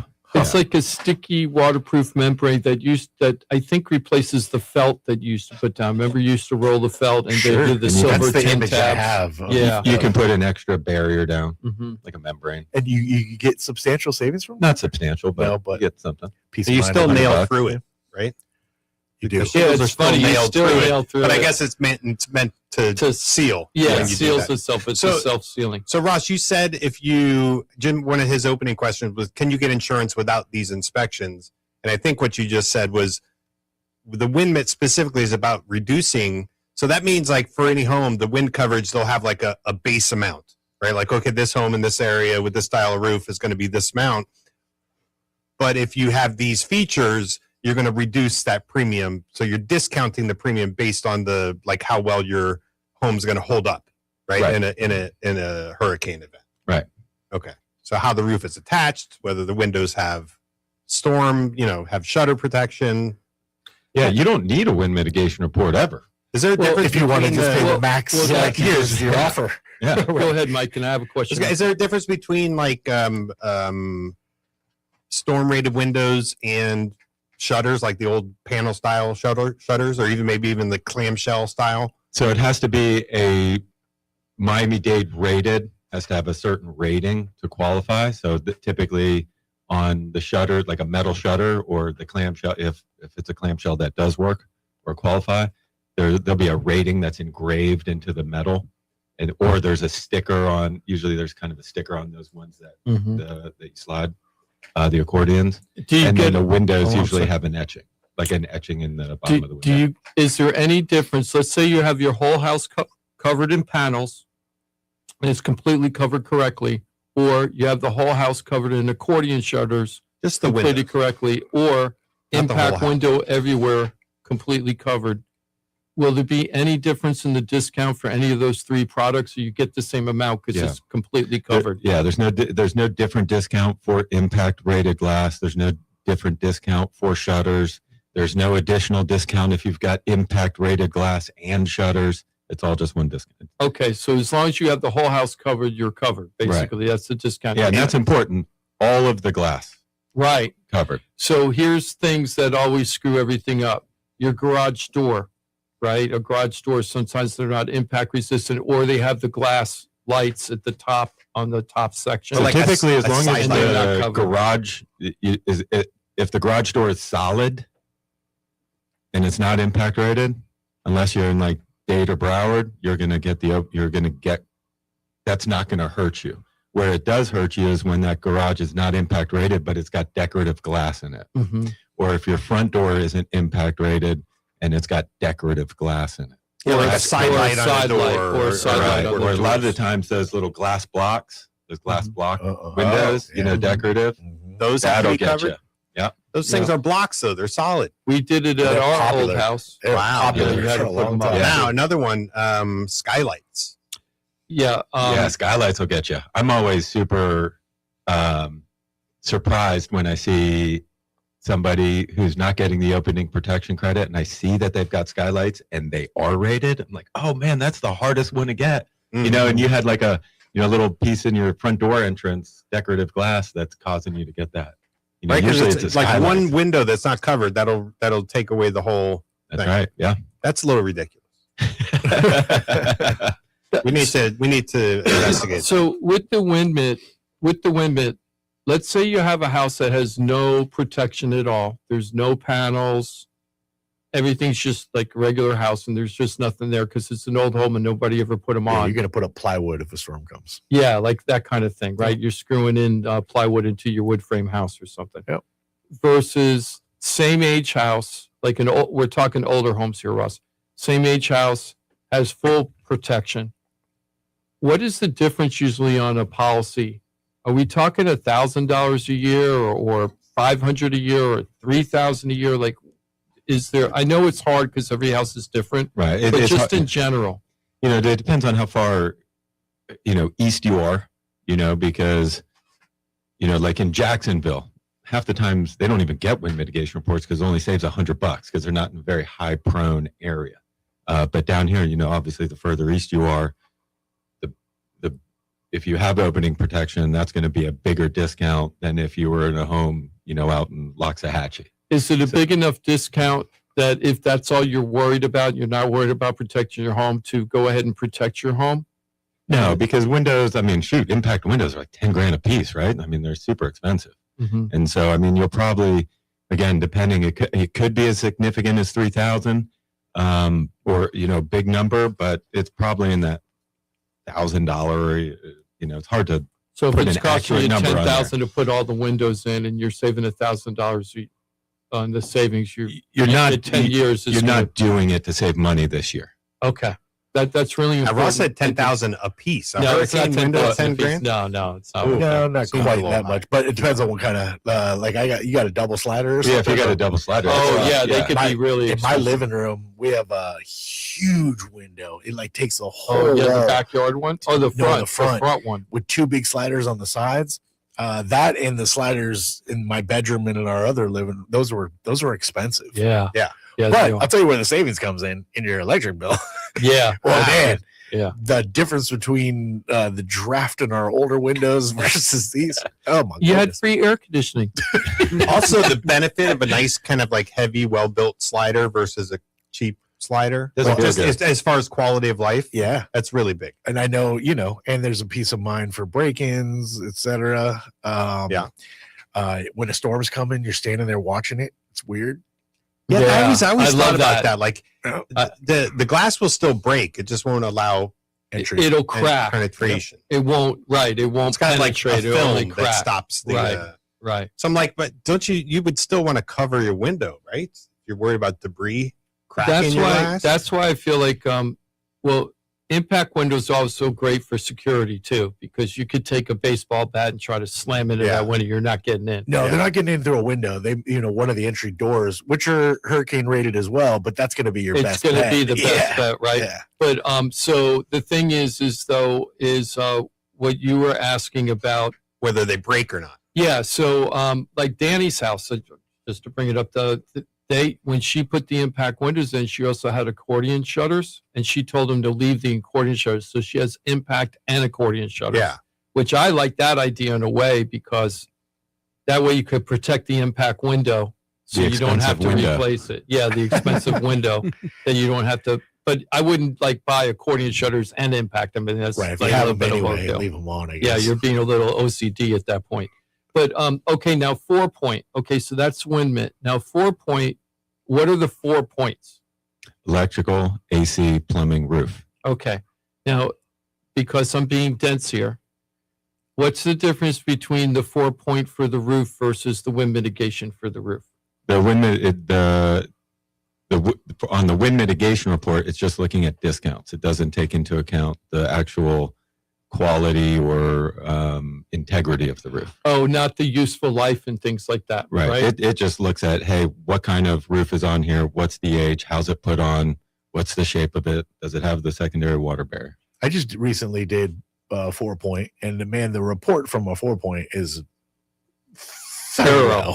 Yeah. Yeah, pictures of all up on your roof, different angles of your roof. I mean, yeah, it is thorough. They've gotten very specific on those. They want to see a picture of all 4 slopes of the roof. They want close-ups. They want to make sure there's no lifting, missing shingles or cracked tiles. Like if there's a cracked tile on a 4-point, you got to get that fixed. That's They really pointed The out. 4 point is about whether the home is even insurable or not. Yeah, it's an versus eligibility. Okay. so things that would hurt the 4 point. Let's not for the roof. It would be useful life, right? If they don't have enough useful life, which we'll get into in just a little bit. Yeah, and they'll have Useful pictures life. of it, like all the granulation, Granulation. pictures of that, the edges, like Ross said. I mean, there must have been 10 pictures of my Yeah. roof on that report. Now, So is your roof good? so Nice. It's a good feeling. so Right? besides the roof, for electric, it's usually, to me, it seems like if you have knob and tube wiring, if you have one of those electrical panels that have aluminum wiring in it, those are all like negative things that might make the house not insurable, correct? Mhm. Okay. So cloth wiring, right? If you have cloth wiring like the 1950s No, I mean, we can stuff, get insurance. It just limits the carriers. it limits Not the a lot of carriers. carriers. like it. Massively, right? Okay, but carriers don't like that stuff. Yeah, they don't like cloth wiring. They don't like aluminum wiring, knob and tube. So you're like all citizens at that point? There's a couple carriers that say, oh, if it's braided cloth, or some carriers will accept the aluminum as long as it's been, whatever, it's only in the one section, or if it's got the Alumicon connect, it's been remediated, But a couple other options at least. Because remember, folks, Citizens is supposed to be the insurer of last choice, like last resort. This is the emergency net. Which it's getting not there. not to And insure everybody in the It's state. getting back to normal Yeah, like the right. way it's supposed to be. Now, with the plumbing, Ross, the only thing I can think of for plumbing would be polybutylene pipes. But what else? But what else? Water heater. Water heater, does the hot, how old's a hot water heater? Does water it have a heater. TPR valve? Mhm. Are there leaks? What do they give you typically for a hot water heater? Like 15 years max? It depends on the carrier. 15 is kind of my earliest. I have some carriers that go to 18, then they go to 20, and then I've got carriers that say, hey, as long as it's in good shape.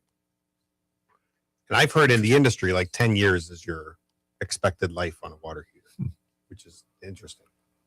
Yeah, There's, I mean, there's a lot of things people don't really like maintain their water heaters, and I think there's things that you can do regularly to kind of keep it in shape. But most people like go stop heating the water, regardless of the problem. They're like swapping. Yeah, it you're out. supposed to drain the water every once in a while. There's Drain like, out it builds the up tank. sediment at the bottom. It There's builds up- anodes in there. Yeah, There's the also anodes. heating. I don't know heating if I elements. do it enough. I've done it 3 times. Have you? since Really? I moved it. Yeah, you run the hose out. Yep. Yeah. Yep. 3 Well, times. that's good that you did Yeah. that. Yeah. Most people don't do that. Wait, but did you scoop out the solids? I did not go that far. Oh, yeah. see? No, but and replaced a couple of the lines just to keep them fresh, Yeah. They make kits too that you can where the drain is on the bottom. You can Mhm. replace that, and you can put a kit on there where it'll help flush the Yeah, it water gets the around solids moving bottom, around, and, yeah. like you said, gets the sediment out, Yep. which is what rots the tank out. Yeah, And that's the problem.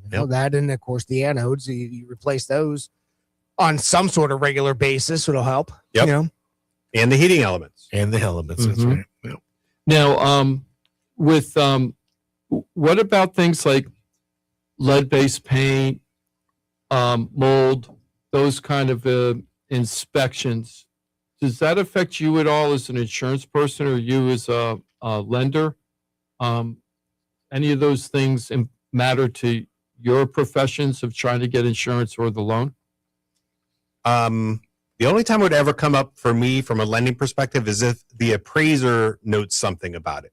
And that could apply for any of these issues we just talked about. So if they see active roof leaks, if they see damaged windows, maybe windows that don't open and close, if they see obvious electrical problems. So appraisers are not inspectors, right? They're not professionals in the trades, but they are meant to look at some of these things and make notes if they think it's something that should be repaired and it affects the value or the health, I guess, whether it's safe or not to live in the home, then it could come up on the appraisal. So something like lead-based paint. What was the other one that you mentioned? Mold. Yeah, mold. If they see these things, active water intrusion, whether it's from the roof or from plumbing, they may note some of that. But that's the only time it would come up for us. If the appraiser says it, or if it's blatantly spelled out in contracts, like if you're the buyer's agent and you say, hey guys, we're going to take care of this mold that we see in the bathroom and we're going to do a mold inspection to check the rest of the house, and that's part of your contract, well, then underwriting is going to say, hey, we want to see the results of that investigation or that inspection. How about you, Ross? What about those inspection reports? No, Just That wind doesn't mid 4 affect- point. Yeah. Okay. And because if there's mold, it's going to be probably notated in the plumbing section. Is there ever a reason that you would do a wind mitt if you have like no hurricane panels on the house? Absolutely. That's only one question. Right. That's the You answer. want to get a wind mitigation report. I mean, right now, if you don't know, just get a wind mitigation report. Have And it it done. isn't that much, right? It's like No. usually $100, 100, right? 150 bucks. Yeah, 100, 150. Is there any time that mold could be a good thing? I mean, I guess if you're trying to Jeez. develop an antibiotic. It can be Oh, there if we you're go. a buyer and you want a discount on the house. Listen, we got mold, but we actually kind of like it. yeah, for this reason. we like this mold. Right. Hey, Magali, who's one of our favorite listeners, comes in every Regulars. Saturday. I really appreciate that, Magali. She had a question about what about insurance for mobile homes? So we actually. That's the second rule of Fight Club, I think.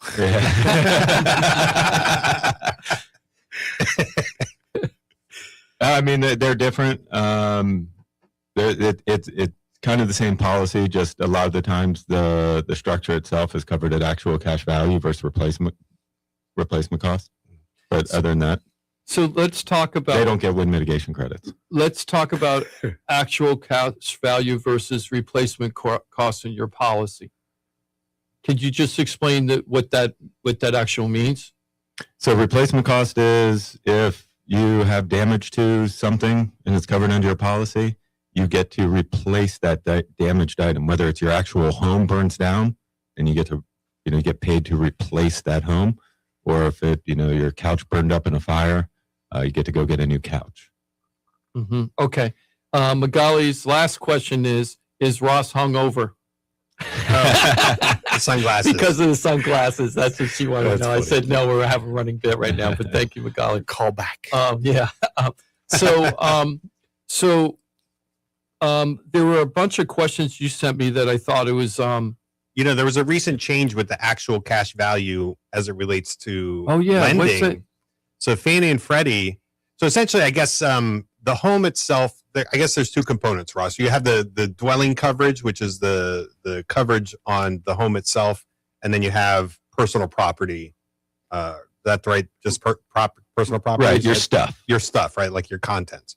Ross, you've said like if you pick up the home and turn it over, whatever falls out, that's your stuff. Right. And the other part is the property. And so your home, the dwelling always had to be replacement cost, right? Meaning if you had a total, loss, they would have to come in and rebuild a new home, right? You can't give somebody a used value on that. And it's based on the cost that you guys kind of calculate to rebuild a home from foundation up, right? Essentially. And the roof included in that. Like you couldn't insure a roof at less than what it takes to replace it with a brand new roof. Just like the rest of the home. But the insurance world, because of premiums and because of affordability, they have an option where you can insure your roof at less than replacement cost. You're insuring it at actual cash value. So your 20-year-old roof. Right, and that only applied to hurricane damage. Not.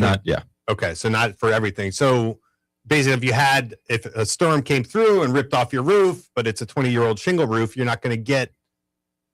It's not insured enough to replace it with a new roof. You're basically going to get used value. So that wasn't allowed in the world of in lending, Fannie and Freddie, but they came out recently and they said, for whatever reason, I don't know if it's some lobby got to them or they just realized it was a problem, affordability problem. They're saying, hey, you can insure a roof at used cost now.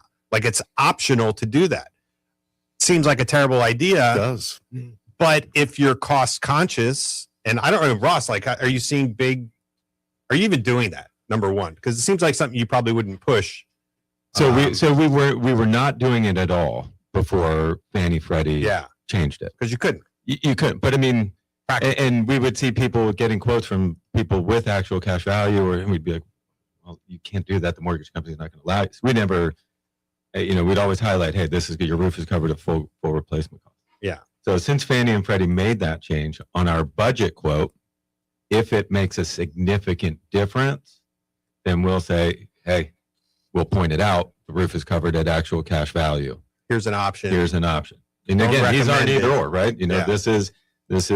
These are just starting points. And so we're going to give you, hey, this is full coverage.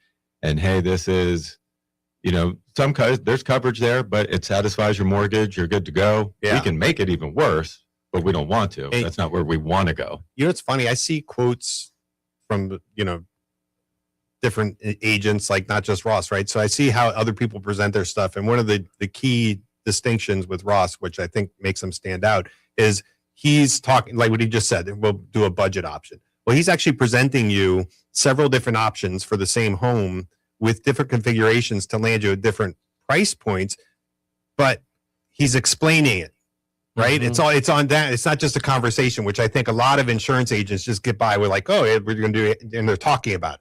Then all of a sudden you have no reference point. You have nothing that you can like go to and say, hey, let me ask a follow-up on this thing. It's just kind of like put out there and like, hey, here's my best.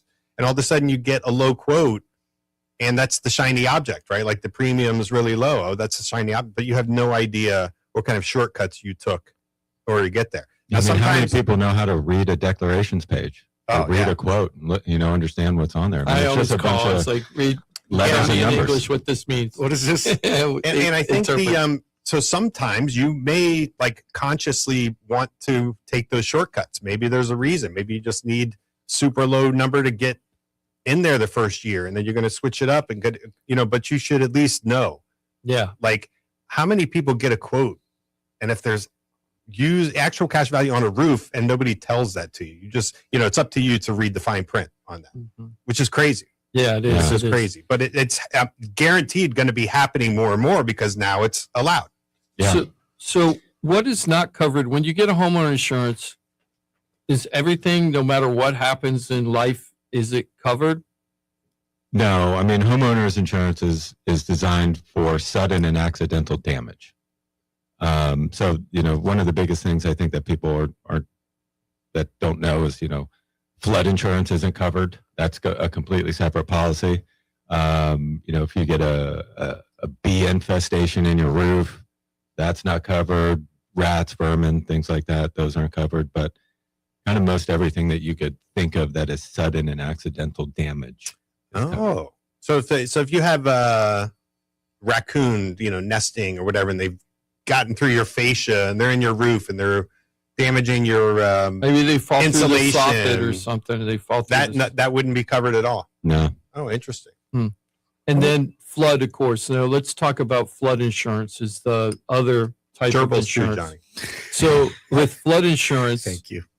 what Get we this out always of used that to toilet say paper roll. was flood insurance is expensive when you have to have it, but when you don't have to have it and you buy it, it's always cheaper. And back in the day, it used to be, I used to say it was only like when we got it, when we lived in Wellington, it was only like $350 to $400 a year, like $1 a day. But now I think it's closer to $3 a day.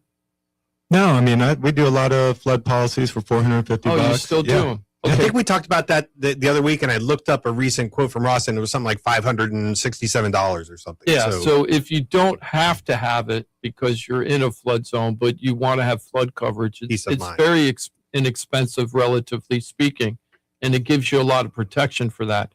But when you are in a flood zone, how much difference is the price, Ross, when you, and Mike, maybe you know this as the lender, but how much difference can it be between being in the flood zone and not in the flood zone? if I were guessing, Ross, you can test my estimate. I would put an estimate around 1,500 for the year. If you're in like an AE, 500. What is that? I mean, that's a tough one to really It's answer. case by case. We just did one with no elevation certificate, and it was $2,400.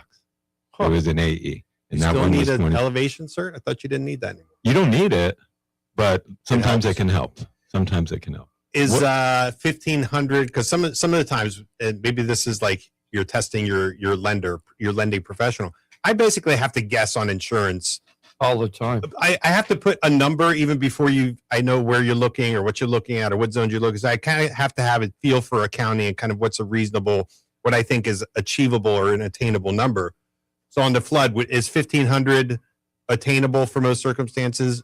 Because you do have a little latitude on deductibles if it comes down to it. Like you can take a Yeah, I pretty mean high that's not a deductible. bad number to do because you can exclude personal property or something like that to get it down at somewhere close to that Okay. if you needed to, and then Also, on if you're approaching DTI issues, you could also play with the homeowner's insurance to overcome that too.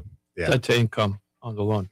Let me ask you this. I just had this really unusual experience for me, and I don't think it's that uncommon. But I was looking at a house in the acreage, and when I looked at the IMAP and it said the type of zone it was in for flood zone, it said X, which is the good one, means that you're not in the flood zone. But then it said AE, which means part of this property was on the flood zone. So I didn't know we were at the upper limit of the price that the buyers could afford, and I didn't know if the flood insurance was going to push them over the limit that they couldn't afford the house. So then I called up, and it very easily could, right? If I've got you quoted a certain insurance number and we're not accounting for flood, well, if I have to throw in $1,500 or even $2,000 on top of that, that changes your payment significantly and could certainly put you over your limit. So you really have to worry about that as you're going into the deal. So in order to protect my buyers before we turn in the offer and everything, I called up Ross's office and I was talking to Corey at first. I don't know how to pronounce his last name, but Corey M. Michaelis. Yeah, Michaelis. And he was great. He helped out so much, and he was very fast and on top of his game, just like everybody at Ross's office. That's right. And he got me a lot of information, but then somehow you got on the phone too, and we had a conference call between the three of us. And what I saw on the map, they actually pulled up the flood zone maps that they used to determine for insurance. So out in the acreage, we're on an acre or larger lot usually. All the houses are built on a higher pad, sometimes as high as 10 feet above the level or whatever. So you have the house, and then your land is usually lower than the pad for the house. Yeah, it slopes out. And it slopes down right away from the house. And when you looked at the flood zone for this lot, the house was okay, but it was like a moat of flood zone all around the property. And he wanted to build a structure on the property later. That's one of the reasons why he wants to be out there. He wants to build a secondary building. So I was like, A, are you allowed to build something in the flood zone, right? Can you put a structure there? And B, can you insure it? And what I think I found out is that you can build something there. The building department probably will allow you to do that, but they're going to probably make you lift the pad up. Yeah, you do the same thing you did on the house. That you did on the house. But I don't know if it would be insurable. Would that be insurable? Like if you lifted it to the same size? It'd be insurable if you didn't lift it. You just pay more for it. Oh, but okay. yeah, I mean, you can always. You can insure it even if you're building in the flood zone. You can still get insurance. Mm-hmm. I mean, typically that when you're getting flood insurance, mm-hmm. that policy is for that structure, right? So if you have a guest house on the property and you buy flood insurance, unless you buy two policies, you're only buying a policy for that structure, right? That's really interesting. So if you had three buildings on there, you'd need three policies. If you wanted them covered. Right. But the mortgage company typically is only going to make you cover the house. That was going to come out to my next question. So Mike, if somebody has a property where they built something, but it's in the flood zone and it wasn't built up on the pad, right? Would you be able to get a loan for that house anyway? You can get a loan. The question is whether flood insurance is required or not. So if the property is in a flood zone that requires homeowners insurance, and if the structure we're talking about is considered the home, so like a mother-in-law suite for our purposes would be part of the home, right? Because it's assuming it's like zoned with 2 unit, something like that. So if any of the structures in a flood zone that requires insurance, then you can get the loan as long as you have the flood insurance. But what happens if you had a house that was not in the flood zone, but another structure was? So it would depend on whether it was like what Ross would qualify as other structures or if it qualifies as the home itself. I see. So let's say this is other structure. Then we don't care about other structures. So if you had like a detached let's say a metal building, like a metal building or exactly. something like so that. That's not really that is not the security for the loan. What we care about is what's securing the loan, which would be the primary structure. Okay. But if you had an in-law suite mm-hmm. that was part of the property and was part of the real estate value of the home and all of that, then that would also have to be. You mean like a mother-in-law suite that was an addition to the main house? No, it'd have to be detached because if it was an Detached. addition, it'd be included. It'd be included in the main part of the house. Okay. Yeah. Okay. So that's what do you think is going to happen with this accessory dwelling unit stuff? Because this is going to become a thing, guys. This trend, they're passing laws all over the country right now for what's called accessory ADUs, dwelling units, yeah. ADUs. And what that means is basically a mother-in-law. mother-in-law. Or an efficiency apartment, something like that. My buddy put the container home in his backyard. Did they just It's do awesome. it? Nice. It's awesome. I want to go bet. see. I'd love to go I see love that it if too. you don't mind, because I'm looking into those kind of things. Did he use a 20-footer or a 40-footer? The 20. Okay. All right. I saw something on Facebook or TikTok or something. I don't do TikTok, so it must have been Facebook. But they took 4 of those containers Mm-hmm. and they dug out a hole and they buried the containers Made a pool. and they made a pool in the middle of it. And then all the windows you can I see saw that. the windows. You can see the pool because that's your You outside. saw a video of that? Yeah. I think that was AI. I think I saw the same. You thing. think it was AI? Yeah. Because then I started thinking those structures probably can't handle the water pressure.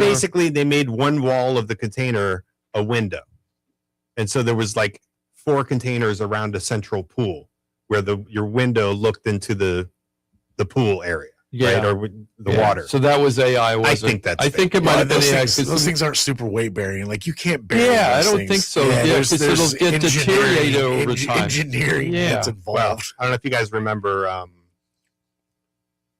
Star Trek 4, but you remember Scotty gave him the formula for transparent aluminum.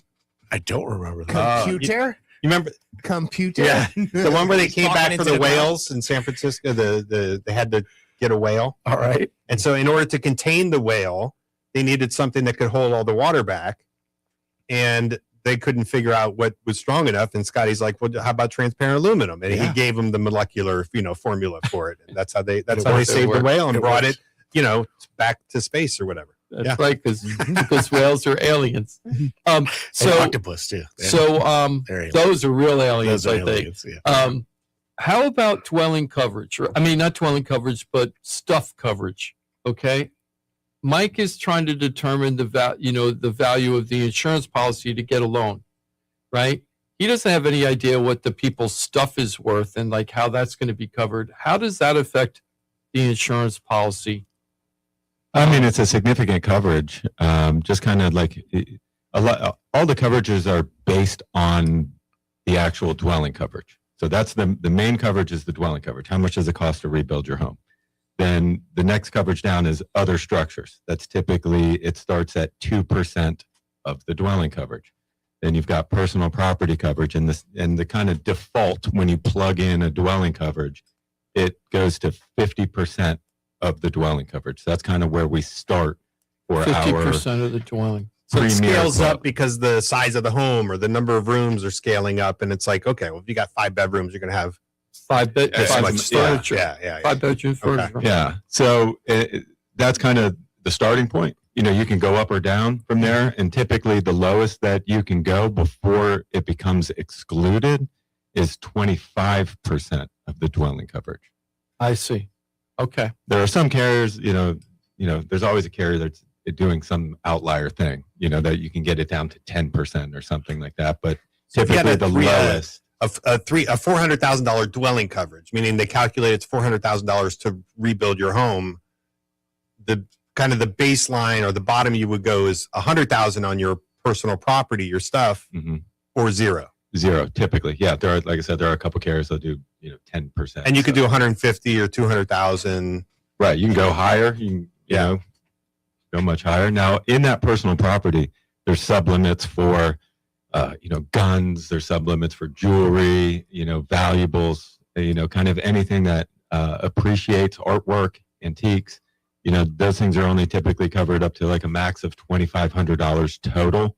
So if you have any jewelry or artwork, antiques, family heirlooms that have appreciated over time, and you want to make sure those are covered to the value that they're worth now, not just some vase that was bought at Sears 25 years, 50 years ago, and it's worth nothing, but you have a piece of artwork that it was 100 years old and it's worth 10, whatever.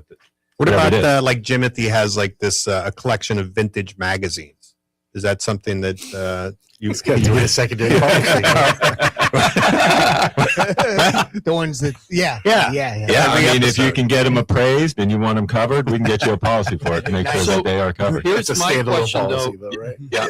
What would happen if you're getting an extra policy to cover all this extra stuff? Like all of a sudden, one of our customers has a lot of jewelry that, an amazing amount of jewelry that they want covered.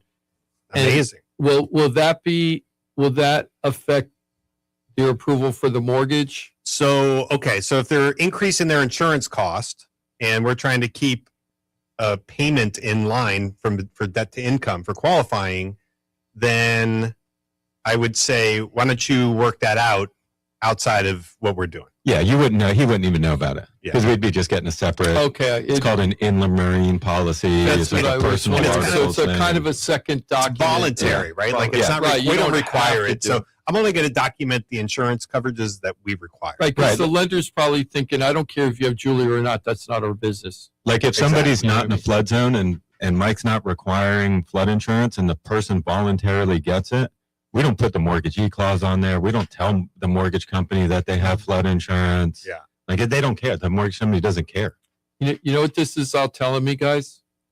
This is why you need realtors and stuff. Like you need professionals to go all this. There's so many people now thinking, I see this commercial on TV or radio or whatever saying, do you want an agent that's, agent that will sell your house for top dollar? Sign up for our program and the agent will pay you to sell the house, right? And those programs are really designed for agents looking for lead generation, right? That's basically what it's about. They collect the leads and then they sell them to agents. And then they charge the agent to get that lead. And that's how the seller is being paid by the agent to sell the house. And I'm like, we are in a buyer's market right now. It's hard to sell right now. We're in a leaning buyer's market. It's hard to sell things right now. I don't think that realtors are running around offering to pay money to the seller at least not an agent that's in production, right? Not an agent that's out there doing it every day. If you're jonesing for work, maybe you desperate, you would do something What's like that number? I need to get my transactions out. Yeah. I mean, so, Jim, you talked on the shout outs, you talked about Danny and the expertise. I mean, the above and beyond expertise and professionalism required. We also, with the other shout out with Colleen and Aaron, like they were very impressed with the professionals that you were able to connect them to, including me, including Ross. They leaned on Ross, maybe a little too much, but and they had mentioned several times, like, holy cow, this is pretty impressive what you guys got going on. Like they were very impressed with the people that you connected them with. And they were sophisticated. It wasn't the first time they're buying a home. They're, like they had been through this several times and were just like kind of shocked even at the level of help that they were getting, which for us is just like, well, this is what we do. This is what we do all the time. Right.